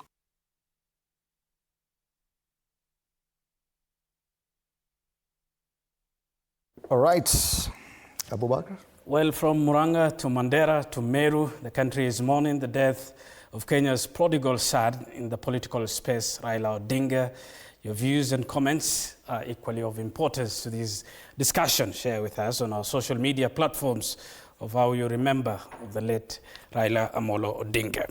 One of the people remembering him is the Executive Secretary of IGAD, the Intergovernmental Authority on Development, Dr. Wokne Gabeyehu, who says, and I quote, "Today Africa mourns the loss of one of its most iconic sons, the Honorable Raila Amolo Odinga. An unwavering Pan-Africanist, he dedicated his life to the pursuit of democracy, justice, and unity. His lifelong struggle for freedom and equality inspired generations across Kenya and beyond, reminding us that leadership is not about power, but about service and sacrifice." IGAD, he says, stands with the people of Kenya, the government of Kenya, in this moment of profound sorrow. His legacy will forever echo in democratic foundations he helped build, in the enduring hope he instilled across our continent. May his soul rest in eternal peace, and may his example continue to guide us towards a fairer and more united Africa. That's the Executive Secretary of the Intergovernmental Authority on Development. We have a statement from former President Uhuru Kenyatta. Yes, a message of condolence from His Excellency Uhuru Kenyatta, the fourth President of the Republic of Kenya, following the death of the former Prime Minister. And he says, "My heart is heavy and my spirit is burdened with a grief that is both profound and deeply personal.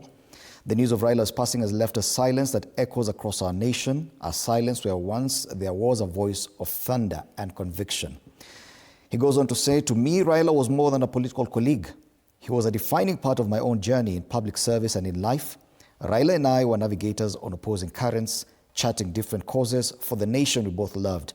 At one point along that journey, we became political opponents, and often the weight of that competition felt immense.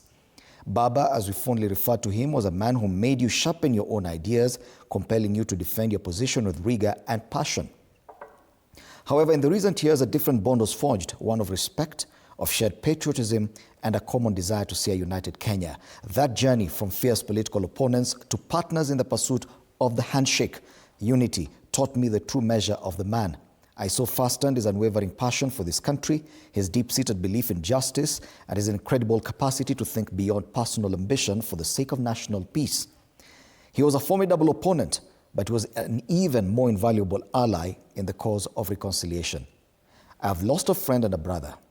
I will miss our conversations, sometimes challenging, always insightful, and the fire of belief that never left his eyes. To Mama Aida, the children, and the entire Odinga family, I extend my deepest, most heartfelt condolences. You have shared Baba with Kenya for a lifetime, and we mourn with you. We have lost a father to the nation, a steadfast champion for the people, and a true son of Kenya. His legacy is not just the political battles he fought, but in the rest that he helped build. It is etched in the very fabric of our nation. Rest in peace, my friend. Your work here is done, but your echo will never fade. Signed off, His Excellency Uhuru Muigai Kenyatta, fourth President of the Republic of Kenya. And Fred, we equally have a statement from the Djibouti President Ismail Omar Gele. He tweets, and I quote, "Raila Odinga is gone. Kenya has lost a visionary leader. Our condolences to his family and all the Kenyan people." That is the Djibouti President Ismail Omar Gele mourning the late Raila Odinga. Meshek, Raila wasn't just a politician. To an extent, he was a diplomat. And judging on the flow of condolences from regional leaders, his role in Ivory Coast, in as far as mediating the bloody conflict of 2010-2011 is concerned, he sought the highest diplomatic position in the continent. He didn't win, but he was a diplomat at heart equally, isn't it? Yeah, Raila, as an all-round kind of a politician, because politics and diplomatic is very close. There is just a thin line, but whenever you have become a politician at the level of Raila Odinga, you would definitely be in those spaces of diplomacy one way or another, solving conflicts, mediating between two factions or more looking for peace, because governance and peace is, again, two sides of a coin. Where you miss peace, even governance, however great leadership is, believe me, it won't happen. So that is why every person who rises to the helm of power in any country looks for peace in that country so that they can implement their development agenda and the great vision they have for such countries. So that is why somebody like Raila, having looked for presidency in different occasions, he had to actually know, and he confirmed this several times, that if we lose, and that is probably why the times like 2007, peace became very important to him, because his vision was he still wants to be the president of this country.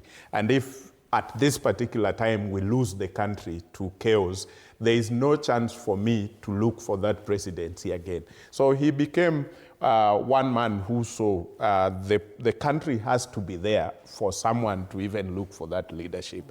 And so his supporters sometimes got very angry and mad. So he did. The role in Ivory Coast, again, stabilized Ivory Coast until today. Probably if everything went the way it was heading, we may not be having the Ivory Coast that we have now. Maybe they have not reached their goal, but at least that particular moment broke peace for them and made them move forward. And the role of Raila in the politics of this country, including going to court several times around that election, has also shaped other countries in Africa. Because we remember when the election of 2017 was kicked out by the Supreme Court. After that, even the Supreme Court presidents of other African countries visited Kenya to actually see that this happened, and many others followed. I think Malawi or somewhere also did the same after that. And so I think all in all, we have seen a man who dedicated his life to building peace and diplomacy around. The social houses in Kibra were actually built from the cooperation between Habitat and a lot of other international. And negotiating even the bilaterals, those are still part of diplomacy. The Chinese government working with President Kibaki on Thika Superhighway, and among other things. Modi himself said they had been friends while he was still in other position, not the position that he is in right now. So Raila has a lot of history around Africa and leaders beyond the continent of Africa, yes. Let me re-ask this question, which I had asked in your absence, Mheshimiwa Kipruto. For a man who cooperated with Moi, had a handshake with President Uhuru Kenyatta, had a government of national unity with President Mwai Kibaki, had a broad-based government with President William Ruto, why has the presidency been so elusive for a man who presidents have sought his help in quote-unquote stabilizing the country? Well, politics is a very interesting game. At times, factors beyond you conspire to deprive you of a win. And that is what happened even in the last election. We felt that there were some factors beyond us that did not allow Raila to win. Well, some of which is the organization of the old structure of Azimio, which did not have a clear leadership in a way that, unlike Kenya Kwanza, where Ruto was the de facto leader, the operator, the manager, and the executor of any program that was taken. Raila, in a way, almost became a project to some people, where resources mobilized for the campaign went into people's pockets, to the extent that some of the agents were not paid. Now why it is that the elections that Raila did a very good show is apart from 2007, which was closely contested, 2013, which it is actually the court that did not allow us to do a rerun because it almost amended the constitution that gave about the spoiled votes And there was a category of spoiled votes that were not supposed to be considered, and there were some votes that should have been considered that were not considered, in the sense that those are votes which were cast in favor of certain individuals. That is an election that I feel, had we gone for a rerun, Raila would have gotten a chance. Come 2017, it was clear a court of law annulled the results because they say the process was faulty. Unfortunately, he didn't win. So all those are factors, but Raila lived above the losses and the wins of other people by ensuring that despite all that, he occupied that political space, became a source of wisdom, a source of good manners when it comes to politics, because in many cases, our political hygiene lacks in many areas. He became somebody that could be trusted, somebody that whenever he said anything, people almost believed without even cross-checking. And also somebody who realized that you just don't have to be at the top seat for you to occupy a space as a leader. Those are some of the attributes that not many people have. Some people, when they lose, whether it's at the constituency level or whatever level, they keep quiet for 5 years. They come only on the eve of the next election. Raila refused to keep away after losing any of those elections. All right, we do have a message from the Senator for Nyamira, Okongo Omogeni, who's also a member of the ODM party, as we continue getting messages of condolences from different parts of the country and even beyond following the passing on of Raila Odinga. Let's listen to Senator Omogeni. Yeah, as a senator of the great county of Nyamira, I also take this opportunity to convey my message of condolences on the sudden and untimely death of our leader, ODM, Honorable Raila Odinga, to the family, Senator Oburu, Honorable Ruth Odinga, Honorable Winnie, the children, Rosemary and Junior. I want to say pole to the family. This is a big loss. Well, that is Senator Okongo Omogeni mourning Raila Odinga. The country continues to mourn Raila Odinga's death, which happened in India today. We are continuing with that coverage across the 47 counties, speaking to people of interest. Let's now speak to Gitobu Imanyara, who is with us through a way of call. Gitobu Imanyara, how do you remember Raila Odinga's legacy? First, I think we woke up to this terrible news of the passing of my good friend, my comrade in the struggle, and one of Kenya's greatest champions in the struggle for the expansion of the democratic space in Kenya. I'm deeply saddened by the sudden loss, and at this time of sorrow, I convey my very profound and sincere condolences to Ida, the Raila family, and to all Kenyans who have known Raila throughout their lives, because he was a constant in Kenyan politics. And so we mourn him as one of the true heroes, not only of the second liberation, but of Kenya as a country. Fare thee well, Raila Amolo Odinga. Bwana Imanyara, as someone who was in the trenches with Raila Odinga, do you feel that at some point probably the general public misunderstood him, especially in his role in the broad-based arrangement? Hello? Yes, Bwana Imanyara. Hello, you're breaking. Sorry, can you ask again? I'm saying, as someone who was in the trenches with Raila Odinga, do you feel that maybe Kenyans may have misunderstood him in some of the decisions he made politically, specifically his involvement in the broad-based arrangements? Yes, of course. As a human being, one must always accept the fact that you do not always agree with your friends and your leaders. I have never been able to reconcile the movement of the leader of opposition to government, but that notwithstanding, I paid tribute to the man that played such a leading role in getting us a new constitution and the vision that that constitution stands for. At a personal level, we all have our weaknesses, but our weaknesses, or rather Raila's weaknesses or shortcomings, pale into insignificance when seen or viewed in the context of the larger struggle for, as I said, expansion of democratic space in Kenya.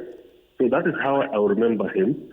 And if there is anything that we must learn from his passing, is that there is value in having accountability in government, having party in power and party in opposition.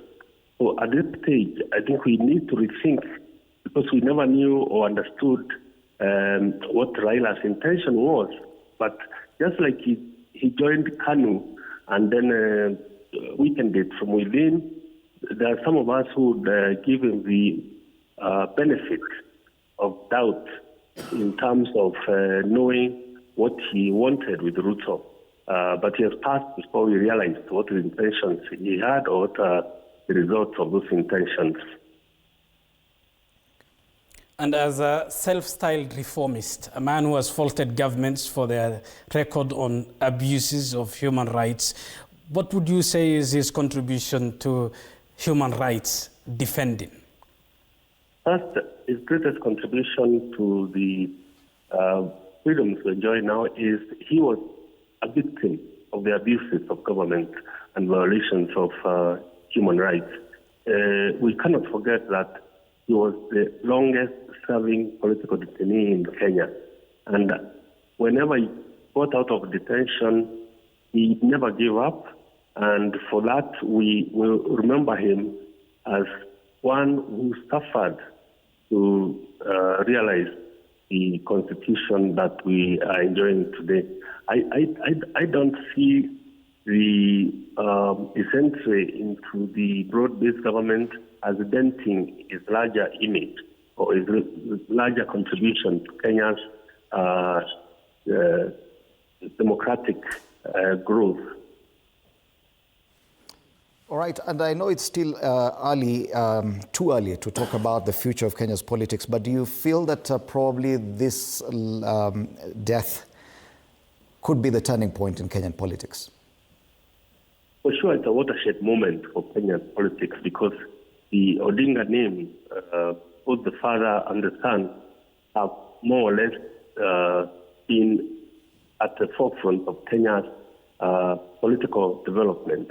And therefore, the passing of the doyen or the front line soldier in that leadership, clearly there will be many changes. And I see, for example, in Parliament, those who respected Raila so much to the extent that they didn't want to question his decision to join the government as now being freed to mark a path towards re-establishment of a true multi-party government where there is a government in power and opposition in opposition to hold the government to account.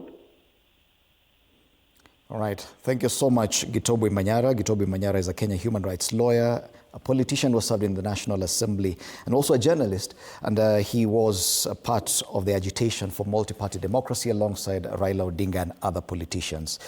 Fred, we have a statement from Raila Odinga's running mate in the 2022 general elections. And the Azimio umbrella, Martha Karua, she says, and I quote, "It is with deep shock and profound sadness that I have received the news of the passing of your dear husband." She's referencing Ida Odinga, father, friend, and great leader, the Right Honorable Raila Odinga. Please, she says, accept my condolences and those of many who stand with you, your family, and the people of Kenya on our continent, and indeed humanity at large. Raila's illustrious career, spanning decades, towers like a colossal across the country, Kenya, and the African continent. His life was a statement, she says, of courage, endurance, and unwavering commitment to the liberation and transformation of our nation. Few lives have been so fully devoted to the cause of justice and democracy. Martha Karua says he bore immense personal sacrifices, Raila, spending years behind bars and away from his beloved ones in pursuit of freedom for all Kenyans. This was a huge burden to carry, but it came with yours, she says, Ida, and that of your entire family. The statement is lengthy. She says, I will remember Raila as a fearless defender of the people, a voice of the voiceless, and a steadfast comrade in the fight for the second liberation. For over 3 decades, I had the honor of working alongside him, sometimes as an ally, sometimes as an opponent, but always united by a shared vision of fairer and a fairer Kenya. The nation and the world has lost a monumental figure, one of Africa's most consequential sons.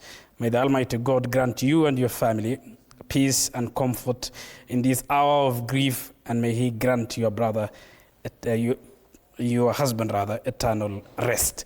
That is Martha Karua, who was running to Raila Odinga in the 2022 general elections. Her statement, a very personal one. Yes. To Mama Ida Odinga and the family. Bwana Mwenda Njoka, just listening to Gitobu Manyara talk about the changing faces of Raila Odinga, because Bwana Manyara also published in the Nairobi Monthly back then. And there's a way that politicians back then saw Raila Odinga, and looking at him now, and they appear to be perhaps his biggest critics.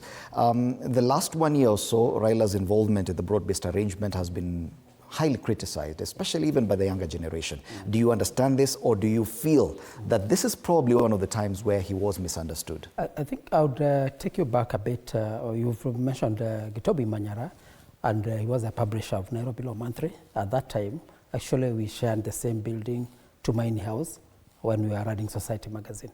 So, the Raila we had at that time was, as I explained earlier, was a Raila who Jaramogi felt was too radical, and Jaramogi was embracing more of the people who are more, we are looking at, Gitobu was actually, let me give a bit of background. Gitobu and Raila were more radical. They were on the same wing of the Ford, the original Ford.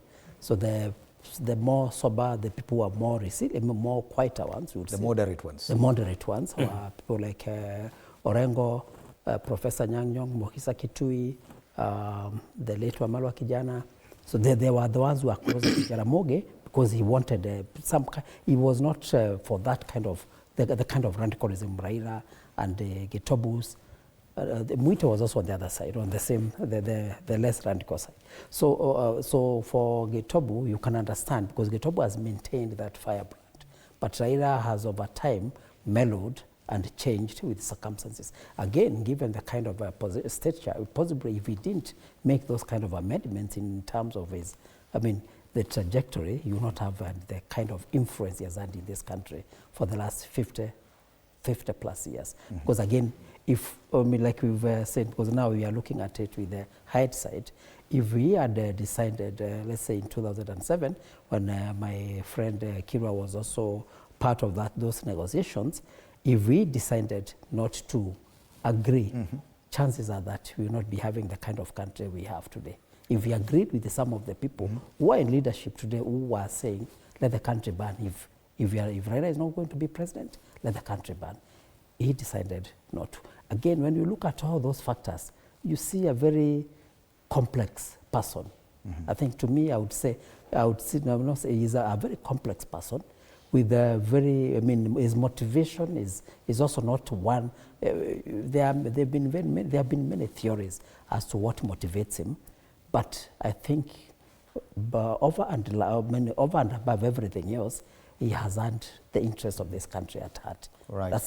That's what I would say about him, having seen him grow from 1990s, that radical. We've also changed also with the time from the positions and the positions people took. You grow and change, you mellow, you see things differently. So Gitobu is one of those ones who has not, but he has his role to play. All right. And definitely has been described at one point as an enigma in Kenyan politics. Let's now revisit that tribute by his running mate in the last election, Martha Karua. It is with great shock and sadness that I have learned this morning of the passing on of Raila Odinga, former Prime Minister of the Republic of Kenya and former presidential candidate of Azimio, who appointed me his running mate, and he became kinara wangu.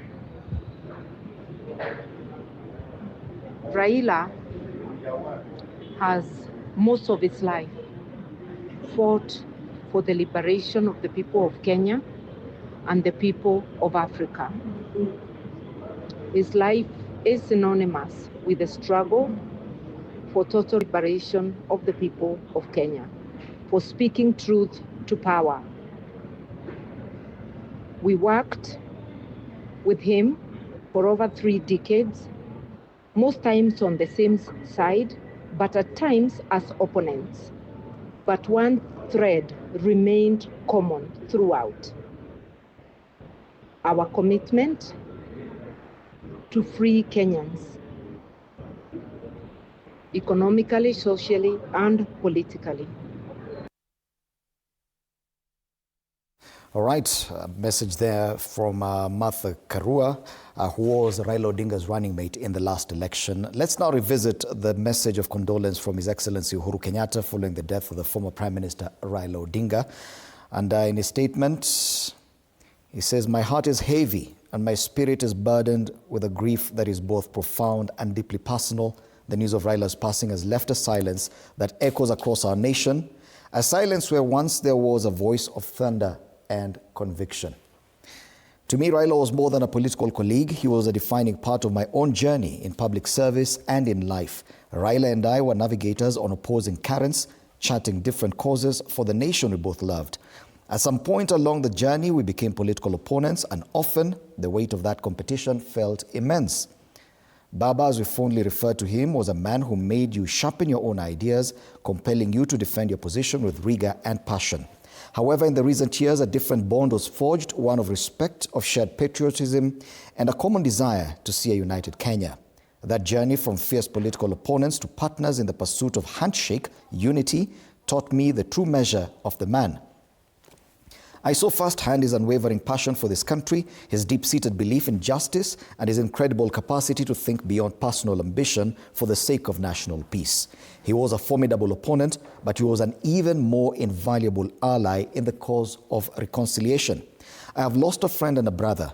I will miss our conversations, sometimes challenging, always insightful, and the fire of belief that never left his eyes. To Mama Aida, the children, and the entire Odinga family, I extend my deepest, most heartfelt condolences. You have shared Baba with Kenya for a lifetime, and we mourn with you. We have lost a father to the nation, a steadfast champion for the people, and a true son of Kenya. His legacy is not just in the political battles he fought, but in the peace he helped build. It is etched in the very fabric of our nation. Rest in peace, my friend. Your work here is done, but your echo will never fade. His Excellency Uhuru Muigai Kenyatta, 4th President of the Republic of Kenya. And as we continue to bring you up to speed with the latest in as far as the tribute is concerned, let's get to Karen, where Mama Aida Odinga is currently addressing the media. Let's listen in. Hello? Hello? Listen. Oh, the other side.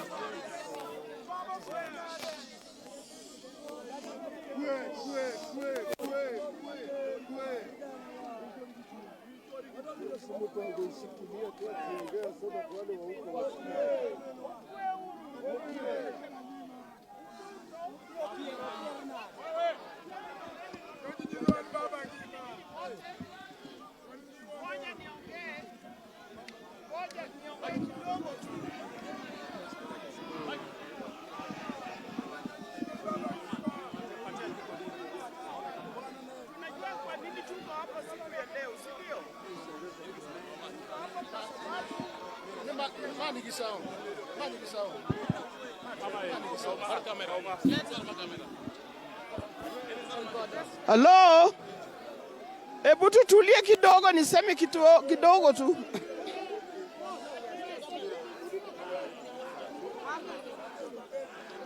Poleni sana.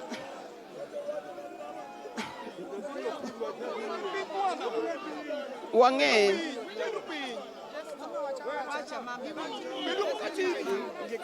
Cover the cameras. Cover the media. Poleni sana.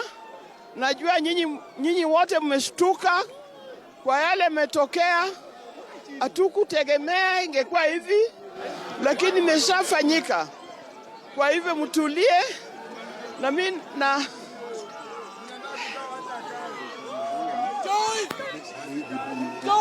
Maliza kitu.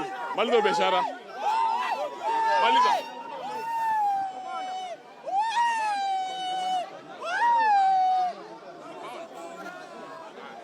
Sasa kila mmoja asalie hapo. Kila mmoja asalie hapo. Na wanahabari tutawapanga vile tutafanya kutoka hapa.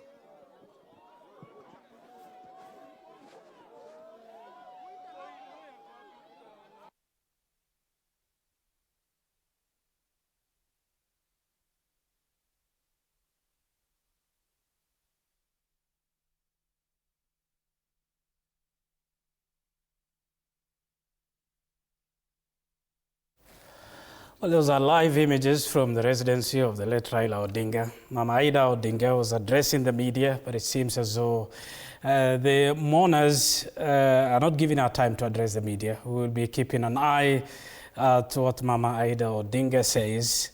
Of course, she's mourning the death of her beloved husband, the death of a Kenyan politician who has been eternally present for the last 30 years in Kenya's political landscape, a 5-time presidential candidate, the leader of the Orange Democratic Party, and the founder of Azimio Code, among other political formations in the recent past. Odinga sought the presidency first in 1997, 2007, 2013 and 17 and 2022. The 2007 rather, a hotly contested, disputed results, which led him negotiate with President then Mwai Kibaki in the formation of a grand coalition government. Let's continue with our discussion as we reflect on the time and the life of a man who Kenya today and Africa and globally we mourn. Javas Bigambo joins us in the panel. He's a governance expert and lawyer. Javas, let me get your thoughts first. I appreciate joining you at this moment of grief as we reflect on the life of our beloved departed, Honorable Raila Odinga. At this moment of grief weighs heavily upon all of us, particularly as a country, not just because he's a former prime minister, but because of the weight that he carries in Kenya's politics and its democratic journey, and the significance that he has contributed on various scores, political, governance, democratic, and the unyielding faith that he has perpetually had in the country that Kenya is, our democracy, and being very desirous of a stable and progressive country. And so we can see that the ambition and the effort and the struggles of one man has had a very critical historical effect on Kenya. And that's one thing that is going to remain with us for a very long time to come. And as we look at all this, we also appreciate that there are those who've differed with him ideologically. Mm-hmm. But in a time of mourning such as this, I think I've nearly been moved to tears by what I've observed online. Things, for instance, not just so long ago, we saw when Beatrice Elachi lost her son, she came under ridiculous attack online by the so-called partly Gen Zs, etc. Today, if you scan online, you see there are people who are celebrating Raila Odinga's death. Mm-hmm. I think we must not be so politically motivated that we become dehumanized by our passions and persuasions. And so at this time, I think it is time to share and express our condolences, share the memory of Raila Odinga, express our condolences to his family, and particularly those leaders that he has worked closely with. And it's also, of course, inevitably a time for Kenyans to reimagine the new political journey that now awaits, because his death unavoidably is a whirlwind in our politics. Thank you so much, Javas Begambo. And let's continue taking in messages of condolence from different leaders. Now we do have David Murathe on phone. Bwana Murathe has served as Jubilee Party Vice Chairperson and now joins us online. Bwana Murathe, good afternoon. Karibu sana. Kindly give us your message of condolences following the death of Raila Odinga. Good afternoon. I must say I'm totally devastated by the news of the passing on of Jacom, as we used to call him. I spoke to Jacom on Monday because he was supposed to meet up with me in Dubai. And he was telling me how he had been discharged from hospital and he's now in a place called Kerala, where he was doing a physio, and that he was in very high spirits. You could hear it in his voice. I'm actually also told this morning he actually went for his normal morning walk before then he fell down, and they're saying it's a heart attack. But one thing that really stands out about Jacom, and Kenyans now should know, is that he has been vindicated. The events that happened in Madagascar, where the former president ran away, and it was the military that took over. And Jacom's philosophy was very simple. If you do not work together and stabilize the country, once the military comes in, you never get them out. Even if you look at places like Egypt, they remove their military attire, they put on civilian suits, but they are still military. And what Raila was saying is that, why do you want to burn this country? Let us give it time, even if it's another 2 or 3 years. If you have beef with a civilian administration, you could still go and exercise your democratic right to vote them out in the next dispense. So Raila put country first. And if you check all the way back from Nyayo, 1997, when he went for cooperation, when he went with Kibaki, even after the 2005 fallout, he came again after the post-election violence and agreed to do the national accord with Kibaki when he became the prime minister. Post-2017, he also agreed to a handshake with Uhuru Kenyatta. He has now gone into the broad-based handshake with President William Ruto. Raila always put country first. He may have been misunderstood by people in different corners, but those of us who are very close to him and who engaged him understood him and why always he put his own personal interests aside, even when he clearly felt he had been cheated out of victory. He would go, meet the adversary, and treat him like a normal competitor, and continue in the hope of maintaining a true and stable Kenya. God rest his soul. Raila Odinga was a partner in the handshake Jubilee government, which you are part of. You supported him in his quest to be the president in 2022. What was it like at a personal level working with him? He was just brilliant, and you would think, sometimes you would think Raila was dozing or sleeping, but he wasn't. Raila was very energetic, and he was a visionary. That's the most I can do. Like, take for instance, when he was going to do this broad-based MOU with President Ruto, he went consulting people. He started in Kisumu, he came to Mombasa, he went to Kilifi, he went throughout the country consulting his people. He came to my house in Watamu, where we had a conversation with him and former President Uhuru. Mm-hmm. And you could see somebody whose focus was Kenya. This is somebody who actually believed that under whatever circumstances, we cannot sit back and let this country burn. Okay, he wanted maybe some structured kind of engagement. But as you can see, where we are now, the country is peaceful, the country is stable. Of course, we don't know going ahead what it's going to look like, but he played a very pivotal role right from the days of Jaramogi, right from the days of Moi, right from the days even of Kenyatta 1. And Murade, you say you were to meet him in Dubai, having spoken to him on phone. Was just for purpose of curiosity, the 2027 politics card on the table in that discussion? No. Me and Raila are neighbors in Malindi.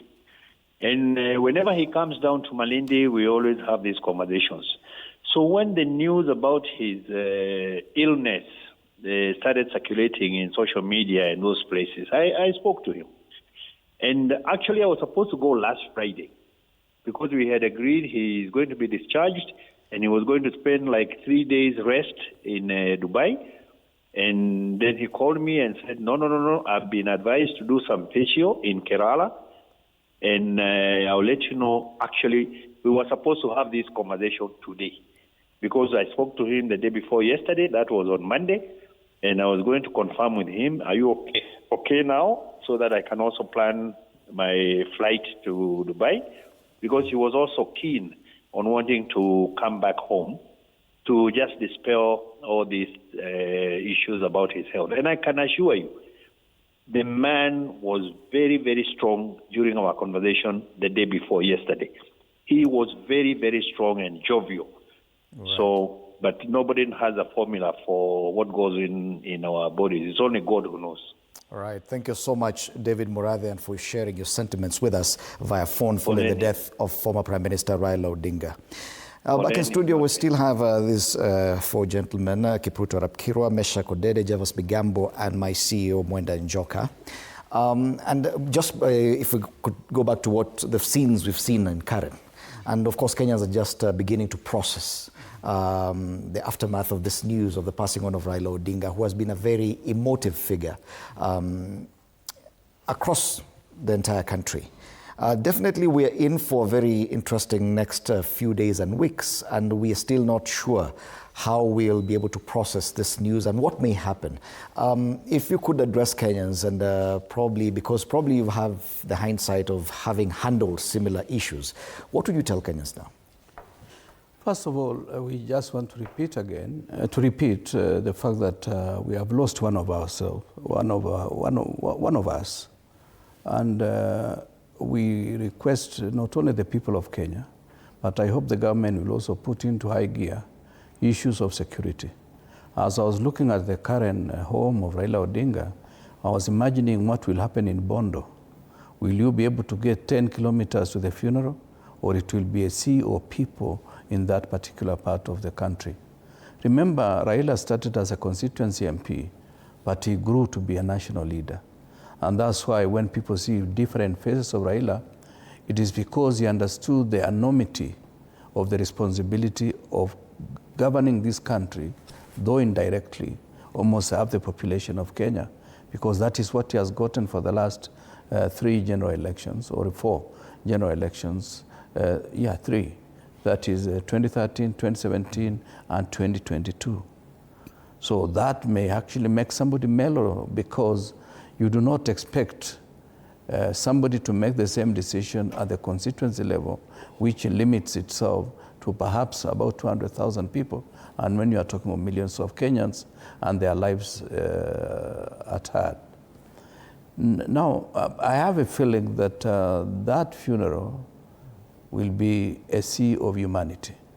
Wherever it is going to be, there are people who will be watching television from within the vicinity. And I suspect it will be impossible to drive to the home on that particular day. But nonetheless, we just wish Kenyans to be calm and to realize that even those who are younger than him can also go.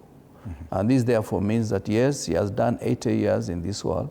He has made a huge contribution that many, many people who have even reached the level of the president may not have made, because Raila Started with the corner of the republic, but nationally, he had become a national leader, accepted in all corners of the republic. And that laws is something that we do a lot of realignment for us to accept.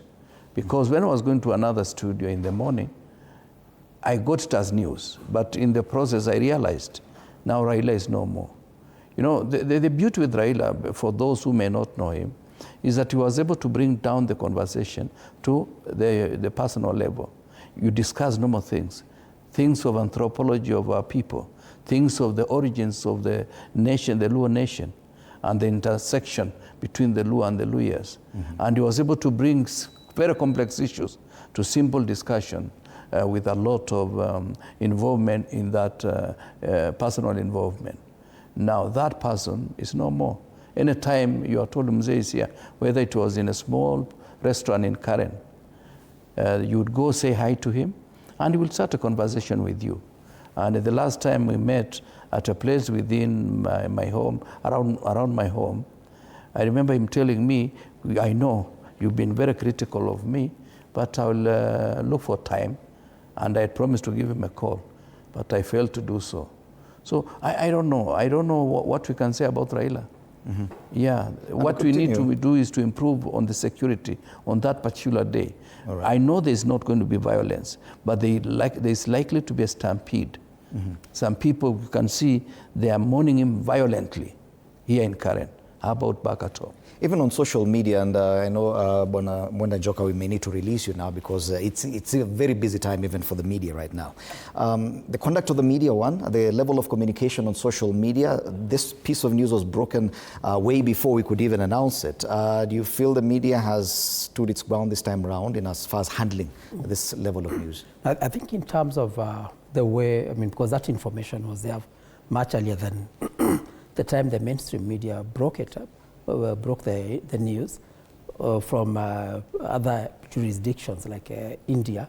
That information was there, but before the local media got clarification, it took quite a bit of time to do that, which I think, given you are dealing with an issue of somebody's death or probable death, it is always important to have some restraint, not to rush to give out the story without proper confirmation.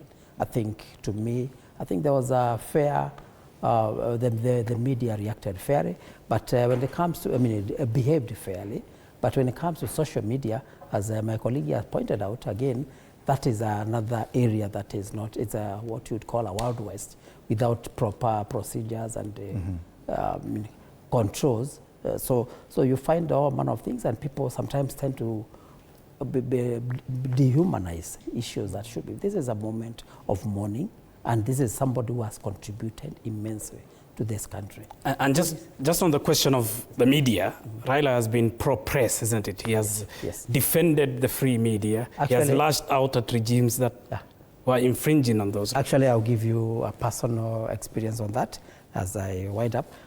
In 1991, when, again, I mentioned about Society magazine, we got arrested for some stories we wrote against Moi.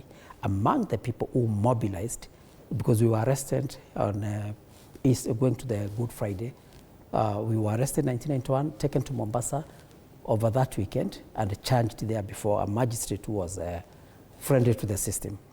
And in the Raila Odinga, Getobi Manyara, Paul Mwite mobilized lawyers, and they themselves came all the way to Mombasa to defend us. Raila was not a lawyer, but he was part of the team that came to ensure that we got proper representation. So from a personal experience, I would say, in terms of, when it comes to pointing out wrong, because even as he is, even with the broad-based government, occasionally you'd find him, you step aside and say, no, here, this is not the right thing. So he's, as I said, he's a very complex person. So for media, he has been a friend of the media all the way through. And even when he's I don't think he's not somebody who I would say he was very, I mean, there are those people who are very thin skins who are in leadership. I have not heard anybody in the media saying, because there are many stories that have been written about him and the witchcraft, him and this, but you never see him getting annoyed. There are many people who are in leadership. A small issue is mentioned. I will not go into issues of where they are put in, whether dead or alive, and they get very jittery and very aggressive. Raila was not like that. All right. Thank you so much, Mwenda Njoka, CEO, Cape Media Limited, under which we have TV47, Radio 47, as well as TV47 Digital. Mwenda Njoka is a journalist, a veteran journalist, and also a CNN Journalist of the Year award winner. Thank you so much for your time, even as we continue with this conversation with the rest of the gentlemen. Fair enough. I think I'm allowed to use that now. Let's get to Javas Bigambo. Javas, there is a legion of politicians who have risen on the back of Raila Odinga, for the lack of a better word, whom he has mentored, worked with them in the political space. They are mourning today, isn't it, with uncertainty of their own political future? Well, the kind of mourning that is taking place beginning today is varied in degrees and circumstance. Because by the departure of Raila Odinga, there is the national mourning for the mortality that is inevitable for all mankind. But then again, there is the inevitable political death that now awaits many of the individuals who are in the political sphere today who've been hanging on Raila Odinga's political coattails. Beyond that, you see, one thing that future historians will be kind to Raila Odinga about is that Raila Odinga, beyond straddling or bestriding the political scene like the proverbial colossus, he's shaped careers. He's created paths for various individuals. We know of a number of politicians who've not even spent a dime during campaigns because Raila Odinga has endorsed them.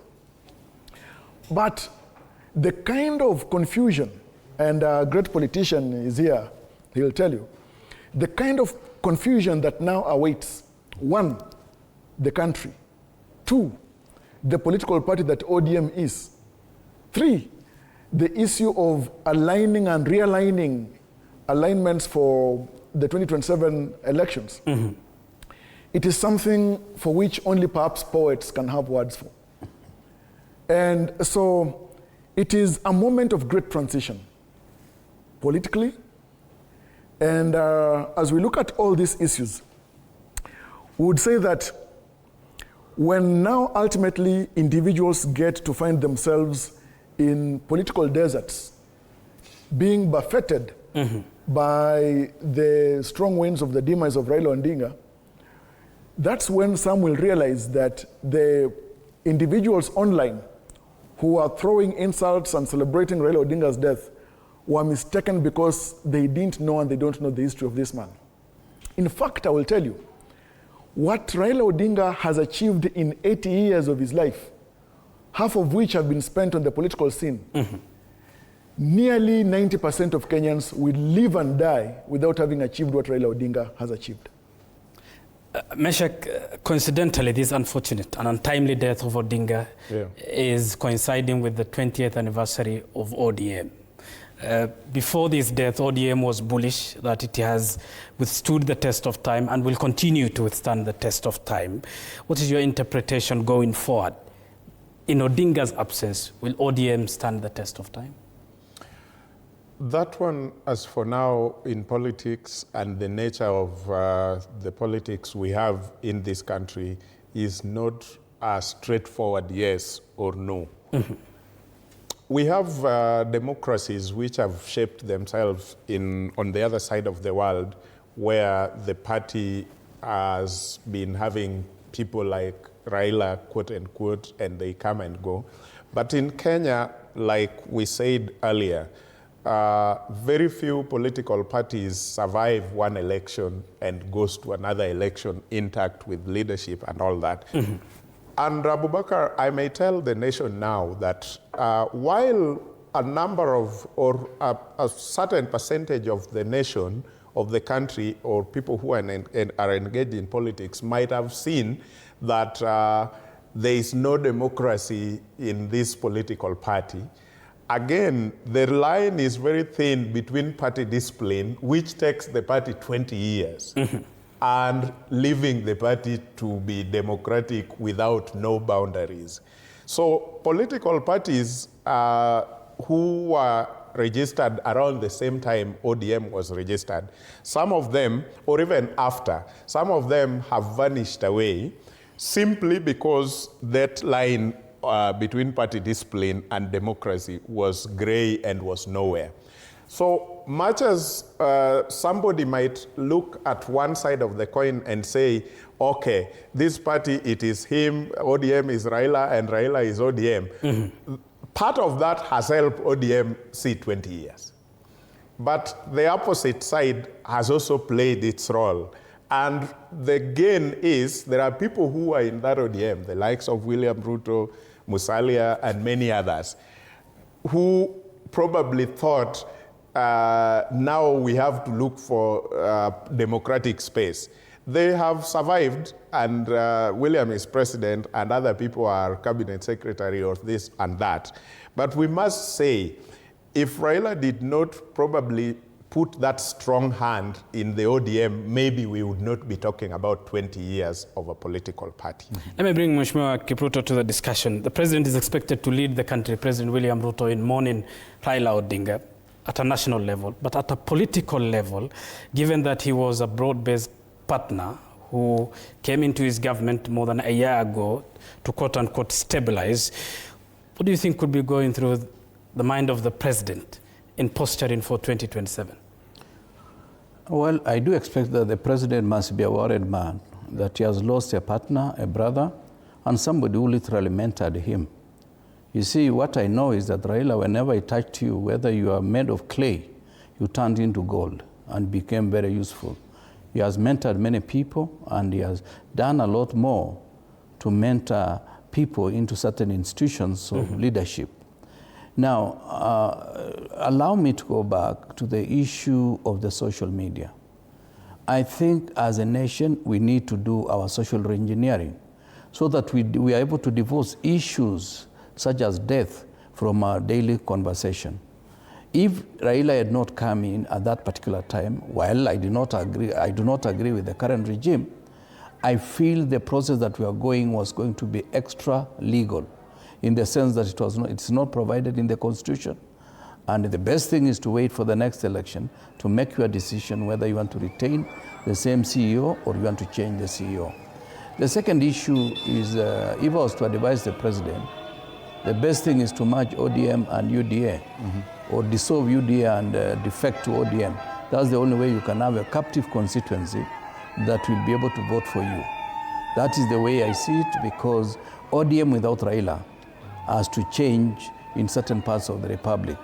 May still remain in certain areas, but the 4 constituencies that ODM has enjoyed for the last 20 years is likely to readjust, either in favor of the alternative or in favor of the ruling coalition. More so if they are not going to present their own presidential candidate. That is the way I see it, and I really sympathize with the president. He has lost a friend, a partner, and somebody that he was able to stabilize his regime at the hour of need. All right, and even as we continue receiving messages of condolences, one here has been sent by the former Deputy President, Rigathi Gachagua, through his Twitter handle. And it's a long message, so I'll just sample a few paragraphs. And it says, Baba Raila Odinga, may you rest well. To the family, your spouse, Mama Ida Odinga, and your children. My family and I join you in prayer during this difficult moment. My deepest sympathies to you and to the people of the Republic of Kenya. He goes on to refer to Raila as the enigma, the father of democracy, and a formidable hero of Kenya's second liberation. I'm going to the latter paragraphs. He says, much as we have never been on the same political side, I have had a strong admiration of Raila Odinga's art of forming and sustaining a strong political party that survived 4 general elections.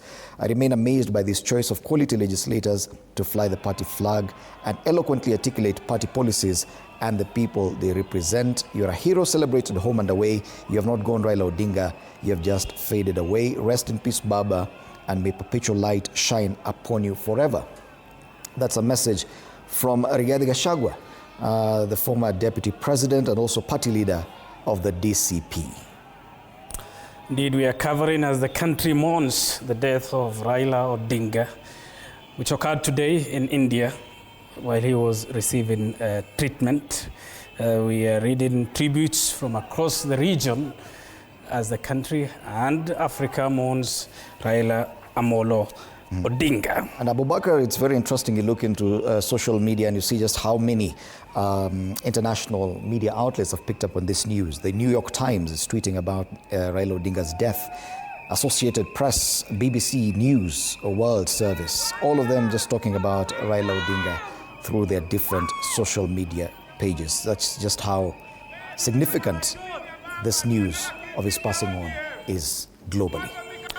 For a man who started his career as a teacher, rose through all the ranks, becoming a member of parliament, a minister, a prime minister, nearly became the president a number of times, though results declared by the electoral agencies indicated otherwise. Odinga will be mourned, not just by Kenya, but across the region. Javas Bigambo, let's continue with our discussion in the studio as we equally get live pictures from the lakeside city of Kisumu. To an extent, Raila Javas has been the most successful opposition leader in the region. Is it no one in the region of the 8 East African countries has challenged government for the longevity that he has? Raila Odinga has defied many odds. He has defied time in the opposition, as you've said. He has been a headache for governments, a headache that knew no cure. And that is why after every election, any leader who succeeded had to seek his audience and camaraderie for peace to be there in the country. One thing that sadly Raila Odinga has departed with, he has gone with the formula. He has left it to no one about how he survived that long in politics and how he goes down into history as a master tactician who is an example to many but remains incomparable. The other thing is that, and this really befuddles me, from early morning when the news went viral about his demise, I've received calls from very many places, including media houses abroad. And they were asking, Javas, do you think that there's going to be chaos in Kenya with Raila's death? Chaos in Kenya with Raila's death? Why would there be chaos? And as you can see even on the screens, whether it's in Nairobi, in Karen, whether it's in the extents of Nyanza and Western, people are celebrating the life of Raila Odinga. And they will celebrate in many forms. There are those who may want to take advantage of it, as Mheshimiwa Kirwa said earlier. Security is very important because some thugs may want to infiltrate and take advantage of it because some will not want to waste this national tragedy. Of course, we are going likely to have a state funeral and period of national mourning. But all in all, it goes to cement the legacy of the son of Adonijah, Jaramogi Oginga Odinga, who, like his father, has fought hard and long for the most coveted, highest office in the land, and sadly has departed from this good earth without having attained that. He has been a successful politician, successful, because he has achieved the heights that no one has. And as Mheshimiwa here also spoke about, having held together ODM as a party for 20 long years, a feat that no other political party has with such kind of national presence. And so I would say that as we come to terms with the death of Raila Odinga, we also appreciate the fact that he's been a great success. Sadly, he has died without having celebrated 20 years of ODM. And those celebrations were to happen. They were postponed to November. Tributes indeed continue to pour as those who knew and did not know Raila Odinga continued to mourn, a man that needed little introduction in as far as Kenya's political landscape and the continent is concerned. The former chairman of the Africa Union Commission, Musa Faki, tweets, and I quote, "It is with deep sorrow that I learned of the passing of the late Honorable Raila Amolo Odinga, the former Prime Minister of Kenya, a Pan-African statesman, a fearless leader. Raila Odinga shaped the political trajectory of his country. A strong advocate for continental integration, he also served the continent as High Representative for Infrastructure Development. My condolences to the family, the people, and the government of Kenya. Musa Faki is the immediate chairman of the Africa Union Commission, a position that Raila Odinga sought and lost to the Djibouti candidate, Mohamed Yusuf. All right, and yes, so we continue with this special coverage of the news of the passing of Raila Odinga, who passed on at the age of 80 this morning while undergoing treatment in India. And the country continues to come to terms with this news, quite shocking for many people, not just politicians or his party, ODM, but also his supporters and those who did not necessarily support him. The entire country has been thrown into a spin following the news of his passing.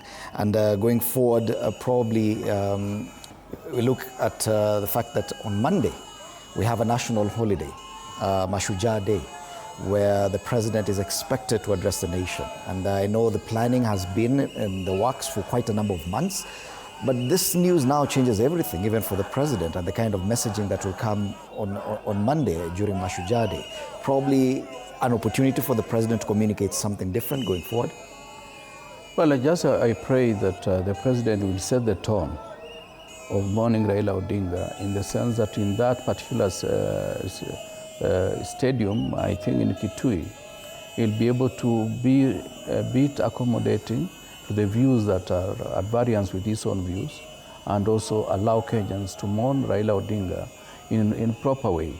In fact, what I'm seeing today is akin to what we saw in the media when the late Mwalimu Julius Nyerere passed on, because he was a former president, but people still took him that he was an integral player in the politics of Tanzania.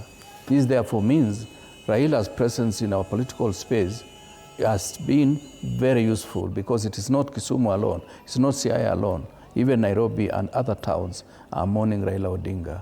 I feel this is the right mood for us to say, for once, let us do the right thing, the way we did during the sports here in Kasarani and elsewhere within the country. Let us be united to give a befitting send-off to Raila Odinga. All right. Javas Bigambo, I ask you this question as a prelude, perhaps, if you interacted with Raila post your appointment as the chair of the compensation committee, a committee who he has publicly in his life advocated for. Well, I'm a member of the committee overseeing implementation of the MOU. And I can say that of the 10-point agenda issues that constitute the MOU between UDA and ODM, it is clear to see that Honorable Raila Odinga has been very committed and passionate about issues of social justice, issues of against extrajudicial executions, and that's why he was pushing for the compensation of the victims of extrajudicial executions and the street protests. And he's been a sentinel for matters to do with socioeconomic rights for Kenyans and sovereignty. In all this, it is easy to celebrate the life of Raila Odinga. It is hard to dismiss that legacy. And as a matter of fact, I can say that for the duration that even we've engaged with him since the constitution of that committee, we've seen how dedicated and committed he has been. And for the sake of the memory of the Honorable Distinguished Raila Odinga, it is important that we remain conscious and on the 10-point agenda issues. They were not Raila Odinga issues. They are not ODM issues. They are national issues. The issues to do, for instance, to do with fighting corruption in Kenya is not a Raila Odinga issue. Issues to do with managing wastage of public resources, those are not Raila Odinga issues. Those are national issues. So much is going to transcend Raila Odinga, but he will remain eternally a symbol of Kenya's democratic struggle and progress. Meshach, for a man who was arrested, detained, and tortured, for a man who, in many media interviews, indicated that his eye was shed in tears because of the torture and what he had to go through, his contribution to Kenya's democracy and freedom space is indelible, isn't it? It is, Abubakar. Two things comes to my mind when I watch people on the screen, both Kisumu, Nairobi, and other parts of the country. I come from the Luo Nation and I know my people enough. I have never seen, not even Jaramogi, I have never seen someone who had mastered the art of commanding the Luo Nation and by extension, other Kenyans who are supporting him. I worry a lot because it is only Raila who knew where the line is drawn, and so once he says stop, the Luo Nation and by extension other Kenyans supporting Raila would stop. This country would have gone burned to ashes way, way, way before if Raila had not mastered the command, the kind of command where he says stop and everybody stops. He says listen and everybody keeps quiet. And if we had a leader who could not maintain that kind of command, this country would have burned. Because there are times when any other leader takes a crew and they get to a point where the leadership in his hands is ignored by the followers and supporters, and they go whatsoever. Even if the leader says stop, they do not stop. But Raila has proven this over and over and over. Even when his supporters, I watch this and I remember the young man sometimes back who was crying in Homa Bay saying, evidence iko kwa kalatas. Do you remember that clip? Mm-hmm. It is still fresh in my mind. And he was in tears. But when Raila says stop, they stop. At that point, it is not easy to stop people. So I am imagining how my people will be governed. Because Arap Kirwa, you might remember when Raila was coming back from the US, and the photos are still there in archives, when young people would jump like people playing basketball and catch the tear gas, and some of them were living homes that if it is dying, they are going to die. They don't care about anything anymore. Mm-hmm. It is only Raila who would come all the way from the airport with this multitude, with tear gas and bullets and everything, but he gets to town and he turns the crowd and says, let everybody go home, take me home. And he goes to Karen, and that thing dies like that. It is not very easy. Maybe we are going to go again another 10, 20 years to get someone who can make that command possible. But if we don't become so careful as a country, as a nation, probably someone will think they are in charge and then get to a brink and then people fall without him in charge anymore. So those are the kind of thinking that I am having. So someone like him, like you have said, he has seen it all, inside jail, outside on the table. And I have never seen someone who has the history and background of some of these things at fingertips. You've seen him in funerals. Every person, every leader who has passed before him, he has told the nation some of the deep things that many of us would not have understood. Mm-hmm. But now the problem at the end of his life now is because of the population demographics. Africa is now the youngest continent, and Kenya is among that African continent. And so the 70-60% of the population of today is my age and below. And so many of us may not have understood unless you take keen interest that you want to understand. So that is why out there you would find some young people on the social media and the internet maybe throwing words here and there because of lack of understanding. I do not want to begrudge them because they simply don't understand. And so most of the young people in the age of Gen Z and Alpha also don't read books a lot. They are on TikTok and Facebook. So if you don't put history on TikTok, they will not interact with that history. I think some will be a good word. When you say most of the Gen Zs don't read books, I think you'll face a backlash for Okay. I believe most of them would catch up with history on the social spaces and not on the books. But the history of the likes of Raila are actually not on the social spaces because we didn't have the technology then to keep them in the social spaces. So the only place where they are kept are in the books. But we, in this era, do not interact much with the books. Like I said in the morning just on this, the people who we saw on the streets told us they are children of Kibaki. And they were given free education, and then the internet came into the country. But before that internet, Kibaki brought that internet, and before Kibaki brought that education, only books captured the role of Raila in getting Kibaki to that presidency so that Kibaki could give them that. Let me bring in Mheshimiwa Kipruto to the discussion. Often when we talk of Kenyan politics and Kenyan politicians, largely we see regional kingpins, people who speak on behalf of a certain region. But in Raila's case, quite frankly, he had a fanatical backing across the country, from Wajir to Mombasa to Luo Nyanza, isn't it? Yes. Yes. Well, it took a bit of time. Remember, Raila joined elective politics in 1992, and within 5 years, he had transformed himself from a sitting member of parliament to a presidential candidate.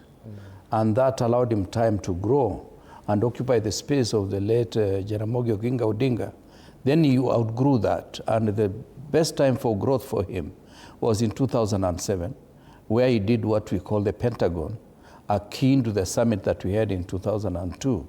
And that Pentagon allowed him to traverse this country. Practically, perhaps, we can say Raila has been voted in by all the tribes of Kenya, except none. Even in the last election, when the Kalenjins favored Ruto against Raila, in 2007, they voted for Raila almost to a man. And so and the rest of the country was like that. Part of the reason is that he was consistent. And he also took care to listen to people, even ordinary Kenyans, at any time. That is very important. As I told you earlier, anytime you met Raila, he was able to bring discussion to your level and discuss with you issues that are personal, issues that make you connect with him within the shortest time possible. Before you finish, Raila is part and parcel of your future, and that made him connect with the people. He dared even where some people could not go. I remember there are many places he had to face the police, and that almost endeared him to all Kenyans. And he was more issue-oriented. Remember, Raila, while he was the leader, perceived to come from the Luo nation, he was the MP for Nairobi. And that also allowed him to have the latitude of discussing national issues from Nairobi and also getting back to Luo Nyanza in a time that he felt there was need for some kind of homecoming. Right. That made him somebody to admire, somebody to respect, and somebody almost to emulate for those who want this country to be one. Okay. Let's go to Kisumu and listen to what the people of Kisumu are saying. I mean, from now we head to State House, where we do expect the official communication from the president. Fellow citizens, it is with deep sorrow that I inform the nation of the passing on of the Right Honorable Raila Amolo Odinga, our former Prime Minister, Kenya's foremost statesman, and one of Africa's greatest sons. Kenya, Africa and the world mourn the passing on of a giant of democracy, a fearless freedom fighter, and a tireless warrior of good governance. Raila Amolo Odinga's name will forever be etched in the story of our republic, a story of struggle, sacrifice, courage, rule of law, hope, and of our pursuit for excellence. For decades, Raila dedicated his life to the pursuit of justice, equity, and freedom. He endured detention and persecution so that this nation might know and enjoy democracy. He championed reforms that gave birth to the rights and freedoms we hold dear today. His voice spoke for the oppressed. His conviction inspired generations, and his vision shaped the course of our history. Raila Amolo Odinga is truly a once-in-a-generation leader, a man whose ideals transcended politics and whose legacy will shape the destiny of Kenya for generations to come. A giant who towered for decades over our democratic landscape. He was a colossus of Kenya's modern politics, an indomitable warrior in our struggle for freedom and prosperity, and a statesman of boundless selflessness. In his passing, we have lost a patriot of uncommon courage, a Pan-Africanist, a unifier who sought peace and unity above power and self-gain, an unceasing servant of the people who gave his all to the promise of a better Kenya. On behalf of a grateful nation, I extend my deepest condolences to Mama Ida, his children, Rosemary, Raila Jr., and Winnie, the entire Odinga family, led by my brother Oburu Oginga, to the leadership and members of Orange Democratic Movement, and to all Kenyans who share in this immense and immeasurable loss. In honor of the Right Honorable Raila Amolo Odinga's extraordinary contribution to our nation, I have declared a 7-day period of national mourning, during which the national flag shall fly at half-mast across the Republic of Kenya and in all our missions abroad. As a mark of respect, I have postponed all my public engagements for the coming days, and I ask all other public servants and leaders to do the same so that we can join the nation in this period of mourning and deep reflection. Our former Prime Minister, Raila Amolo Odinga, shall be accorded a state funeral with all attendant honors. In consultation with the family, a committee to be co-chaired by the Deputy President, Professor Kithure Kindiki, and the Siaya Senator Oburu Odinga has been set up to coordinate the funeral arrangements. At the same time, the Government of India, at the request of the Government of Kenya, has offered to facilitate the repatriation of the remains of our former Prime Minister. Consequently, a delegation comprising government officials and family members, led by Prime Cabinet Secretary Musalia Mudavadi, is leaving immediately for India to facilitate proper organization in the repatriation of the remains of our brother, the Honorable Raila Odinga. Other members of the delegation are Cabinet Secretaries Kipchumba Murkomen, Hassan Joho, and other ministers, National Assembly Majority Leader Kimani Ichung'wah, Minority Leader Junet Mohammed, and other members of the Odinga family, Jaoko Oburu Odinga, Kevin Obio Oginga, and others. And Ida. And Mama Ida herself, the family has finally decided that she will join those who will be going to recover the remains of the Honorable Raila Odinga. Fellow patriots, we have lost a beacon of courage, a tower of principle, and a father of our democracy. Let us come together as he always urged us to do, not as rivals, but as brothers and sisters bound by a shared destiny. As we mourn, I call on all Kenyans to reflect on his towering legacy and the lessons impacted by Right Honorable Raila Odinga's life, work, ideas, and example.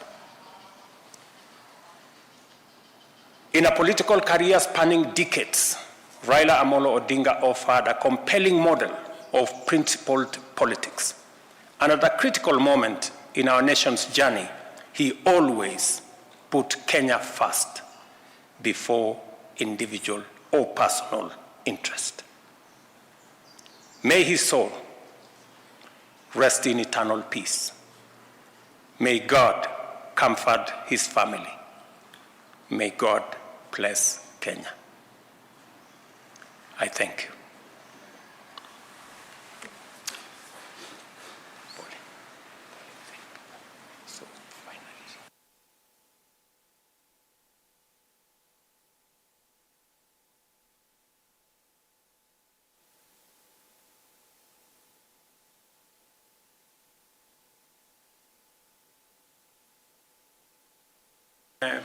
Leave it there for now.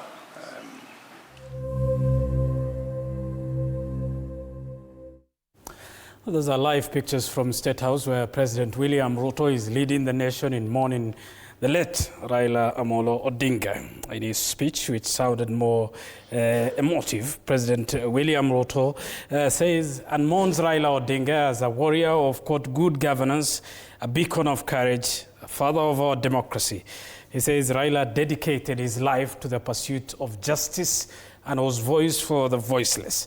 The president ordering that a 7-day mourning period will be observed and the Kenyan flag will be flying half-mast for that period. The president says Raila shaped the history of the country and one is a kind of a once-in-a-generational leader, Fred. Yes, indeed. The president taking the opportunity to lay out what next steps will follow. Of course, what you've mentioned, the 7-day period of national mourning where the national flag will fly at half-mast within the Kenyan territory and elsewhere beyond our borders.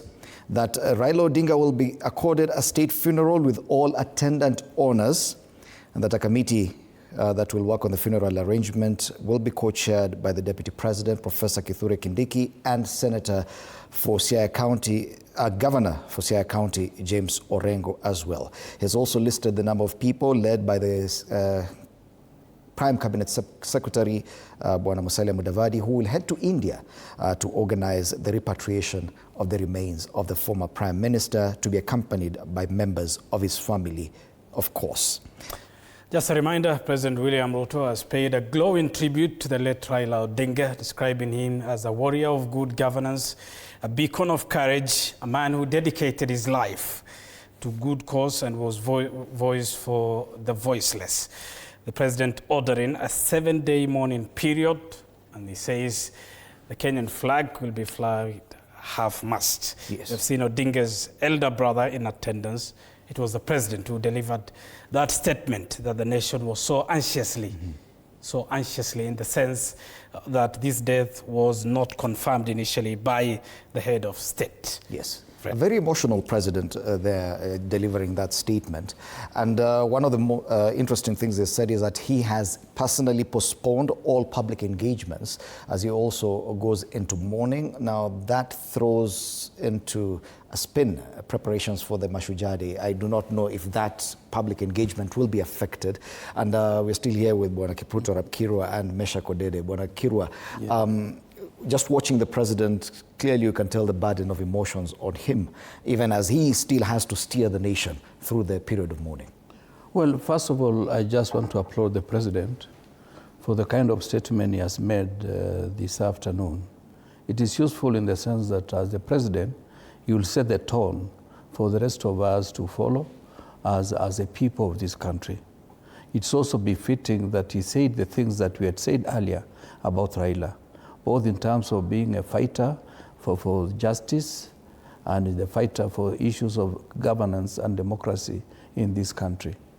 I do suspect that the president might have to postpone that particular day, because it is one of his public engagements, because it will mean that that period is covered principally by the mourning of the late Raila Odinga.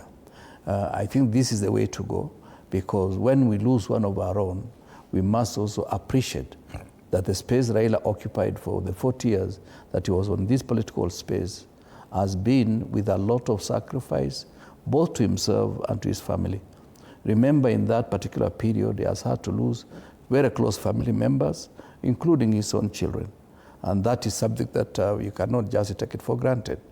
And he's gone through all that, but still remained focused on the need to make this country better than what it is today. So I just want to appreciate what the president has said. And I hope all other individuals around him will also realize that this is not just a political journey. It is a journey that we need to appreciate those who have sacrificed their comfort for the sake of Kenya. Yes, not very easy for the president to balance between his own political future, because he too has to think about that in the absence of Raila Odinga, as at the same time steering the nation in mourning this great individual. Meshach. Yeah, I think President is deeply affected, of course, including politically, because like you can see, you see there are two people who were a bit consequential after 2024 June. That is Raila Odinga and Uhuru Kenyatta. And you remember Raila telling the nation that when things went that far, they talked. And Uhuru told him to actually speak to William Ruto. And they agreed as the three gentlemen that this country needs saving. So much as they were competitors in the 2022 general election, and whatever happened, happened. Of late, I think President has found, because again, as you can see, he was already having issues with his deputy, and a lot of leaders around his deputy then deserted him. He has found more than just a comrade, but also a brother in this. So there was a lot of plans maybe they would have already discussed in terms of going to the future and how things should work out for the country and for him. So remaining is the other brother, Uhuru Kenyatta, who once in a while appears in the scene and speak as with signs that he is not supporting anything here. Sometimes he speaks like he's not in support of anything. So if I was President William Ruto trying to be in his shoes, I see a man who feels like it is now lonely, because these two guys might have talked and saved me, but Raila was more forthright and open and coming out that we agreed that we will, as ODM and my team, we will support William Ruto till 2027. That was consoling. But now the other brother has not really come out openly to say that. Anytime he comes out, he has spoken like he has no idea what is going on with these two gentlemen. So I feel that probably would bring the president to the level of feeling even emotional, because the only brother that you probably had at a time when you feel more deserted is also gone without notice. And so you are beginning to start afresh. So I see where he's coming from, but also it is a time that the entire country, probably even the ODM brigade, are going to get into a major confusion, because like we have all agreed, there are people in that particular party that their hope and everything anchors on the man Raila Odinga. You even saw Honorable Sifuna there. He has had his fair share of issues within the party, but it is Raila who once in a while comes out and tames the other guys and says, relax, this gentleman is speaking for the party. And now, on his side, he is going to feel that loneliness. The other guys who are also firing at him are going to feel the same loneliness, and the president is remaining with this team who are also mourning. So it is coming back to the president to even mourn more. And I think that is what informs his tone and demeanor. Mheshimiwa Kipruto, in his tribute to Raila Odinga, the president termed him as, quote, a generational leader. Yes. What will it take to have a leader in the stature of Raila Odinga? Well, it will take divine providence, because at times Raila did not create himself. It is God who gave us Raila 8 years ago. And God may also give us another leader who is likely to sustain 4 generations, many generations to come. And what we need to inform ourselves, those of us who are still around, is that this life is very fleeting. You are here today, you are not here tomorrow. And anything that you do, please do it knowing that your position in this earth is temporary. And with that temporary positioning of any individual, let us learn to appreciate others, to embrace others, to accept that we are not perfect. However good you are not perfect. And that therefore means from time to time, we need each other. Mm-hmm. And at times, you may reject the person who will come handy at the time of need. Had President Ruto not gone to Raila, I'm sure the government would not be what it is today. Yeah. And yet the words that they exchanged in the run-up to the last general election were almost unprintable. But we thank God, Kenyans, they have some kind of resilience that when we are at the cliff, we come back to the table. Right. We continue with our special coverage since receiving the news of the passing on of Raila Odinga this morning in India. Of course, Raila Odinga, a towering figure in Kenya's politics. The president finally issuing that official statement to the public, live from State House, Nairobi, laying out the next steps on what will follow following the death of Raila Odinga. 7 days of national mourning, during which all flags, Kenyan flags within the territory of Kenya, whether within our borders or in foreign missions, will fly at half-mast. The president has also endeavored to postpone all his public engagements going forward during this period of national mourning, which brings into question what happens on Mashujaa Day, which falls next Monday, which is within the 7-day period. He has also said that Raila Odinga will be accorded a state funeral with all attendant honors, and that a joint committee arranging the funeral of the former Prime Minister has been constituted and to be co-chaired by the Deputy President, Professor Kithure Kindiki, and the Governor for Siaya, James Orengo. Of course, Siaya is the home county of Raila Odinga and where his home Bondo is situated. Meanwhile, a team has been dispatched by the Kenyan government, which includes senior officials of the government, to be led by none other than the Prime Cabinet Secretary and Minister for Foreign Affairs, Musalia Mudavadi, to India to organize a repatriation of the remains of the former Prime Minister. This team will be accompanied by members of the Odinga family, led by his widow, Ida Odinga. Well, President William Ruto has paid a glowing tribute to the late Raila Odinga, describing him as a beacon of courage, a warrior of good governance, a generational leader, the father of our democracy, and a man who dedicated, the president says, his life to justice and shaped the history of the country. Our special coverage of the death of Raila Odinga continues. Remember, you can share with us equally your thoughts in as far as the legacy of the late Raila Odinga is. All right, and now we'll need to exit studio and usher in our colleagues to continue with this coverage in the Swahili language. Paul Kirobi and Liz Mutuku will be joining you in a few. We'd like once again to thank all the guests that we've had this morning. Kipruto Rapkirwa, who was a Minister for Agriculture in the Kibaki One administration. Of course, you will continue still with the next team that's coming to studio. Mesha Kodede, also a governance expert. We've had Javas Bigambo and Mwalimu Wilson Sosion also in studio. For now, even as we bid you farewell, let's leave you with that statement by President William Ruto on the passing on of Raila Amolo Odinga. And listen to what the people of Kisumu are saying. Oh, I'm informed now we head to State House. From the President.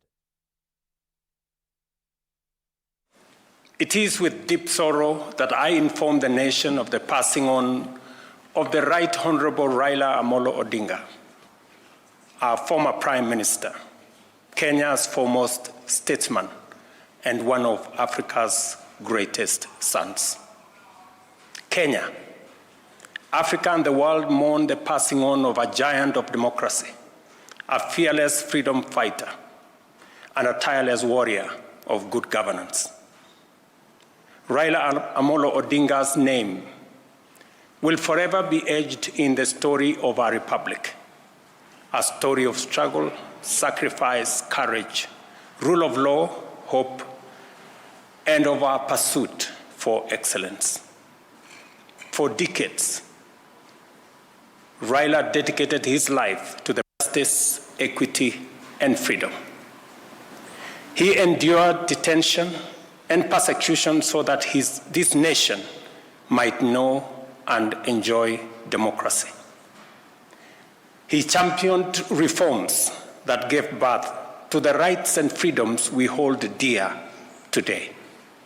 His voice spoke for the oppressed.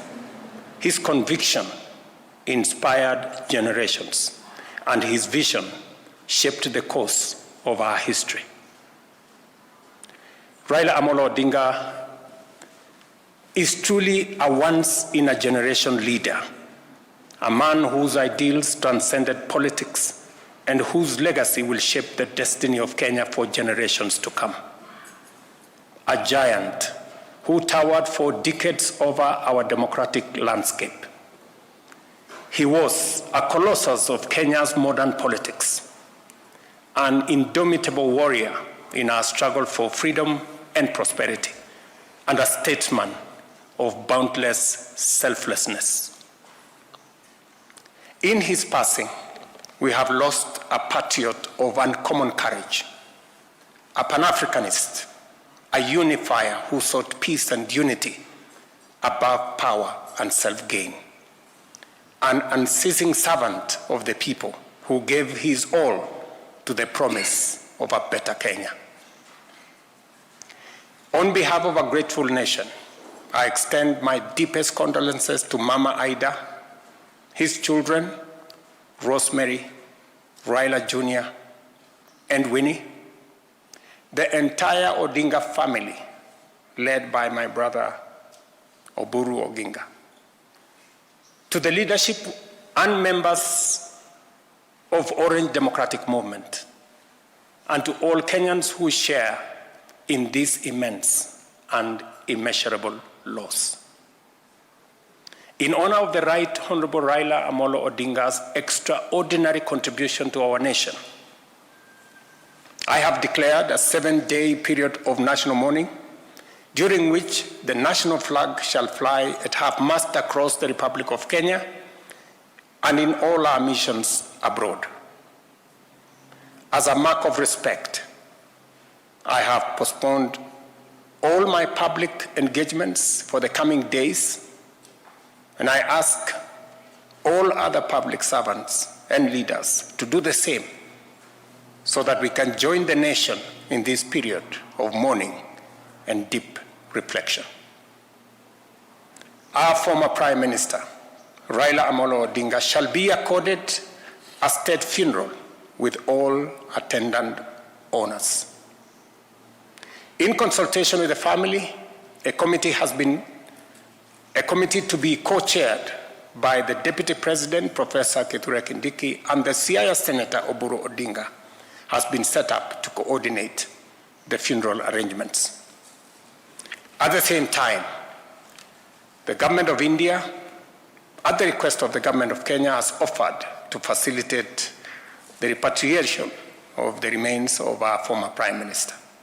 Consequently, a delegation comprising government officials and family members, led by Prime Cabinet Secretary Musalia Mudavadi, is leaving immediately for India to facilitate proper organization in the repatriation of the remains of our brother, the Honorable Raila Odinga. Other members of the delegation are Cabinet Secretaries Kipchumba Murkomen, Hassan Joho, and other ministers, National Assembly Majority Leader Kimani Ichung'wah, Minority Leader Junet Mohammed, and other members of the Odinga family, Jaoko Oburu Odinga, Kevin Obio Oginga, and others. And Aida. And Mama Aida herself, the family has finally decided that she will join those who will be going to recover the remains of the Honorable Raila Odinga. Fellow patriots, we have lost a beacon of courage, a tower of principle, and a father of our democracy. Let us come together as he always urged us to do, not as rivals, but as brothers and sisters bound by a shared destiny. As we mourn, I call on all Kenyans to reflect on his towering legacy and the lessons impacted by Right Honorable Raila Odinga's life, work, ideas, and example. In a political career spanning decades, Raila Amolo Odinga offered a compelling model of principled politics. And at a critical moment in our nation's journey, he always put Kenya first before individual or personal interest. May his soul rest in eternal peace. May God comfort his family. May God bless Kenya. I thank you.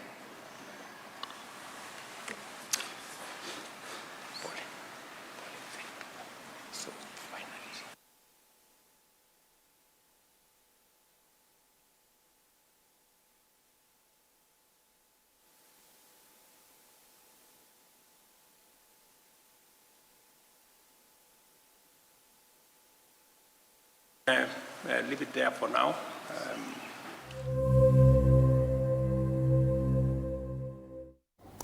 Those are live pictures. Na bila shaka ni sauti ya moja kwa moja kutoka ikulu ya Nairobi, kizungumza Rais William Ruto kuhusiana na kifo chake kinara wa ODM Raila Odinga ambacho kilitukia asubuhi ya leo katika taifa lile la India ambako alikuwa anapokea matibabu. Akielezea zaidi la mno ni kwamba kinara huyo ODM Raila Odinga, bali na kuombolezwa na taifa zima, alikuwa ni mmoja wa viongozi ambao walihakikisha kwamba taifa hili linaungana, ama anaunganisha taifa hili moja kwa moja. Na zaidi ambayo ameashiria pale ni pamoja na siku 7 za kuomboleza kwa taifa hili, bendera zikiwa nusu mlingoti, na akasema kwamba baadhi ya shughuli ambazo zinahitajika ama alihitajika kutekeleza Rais William Ruto ameondoa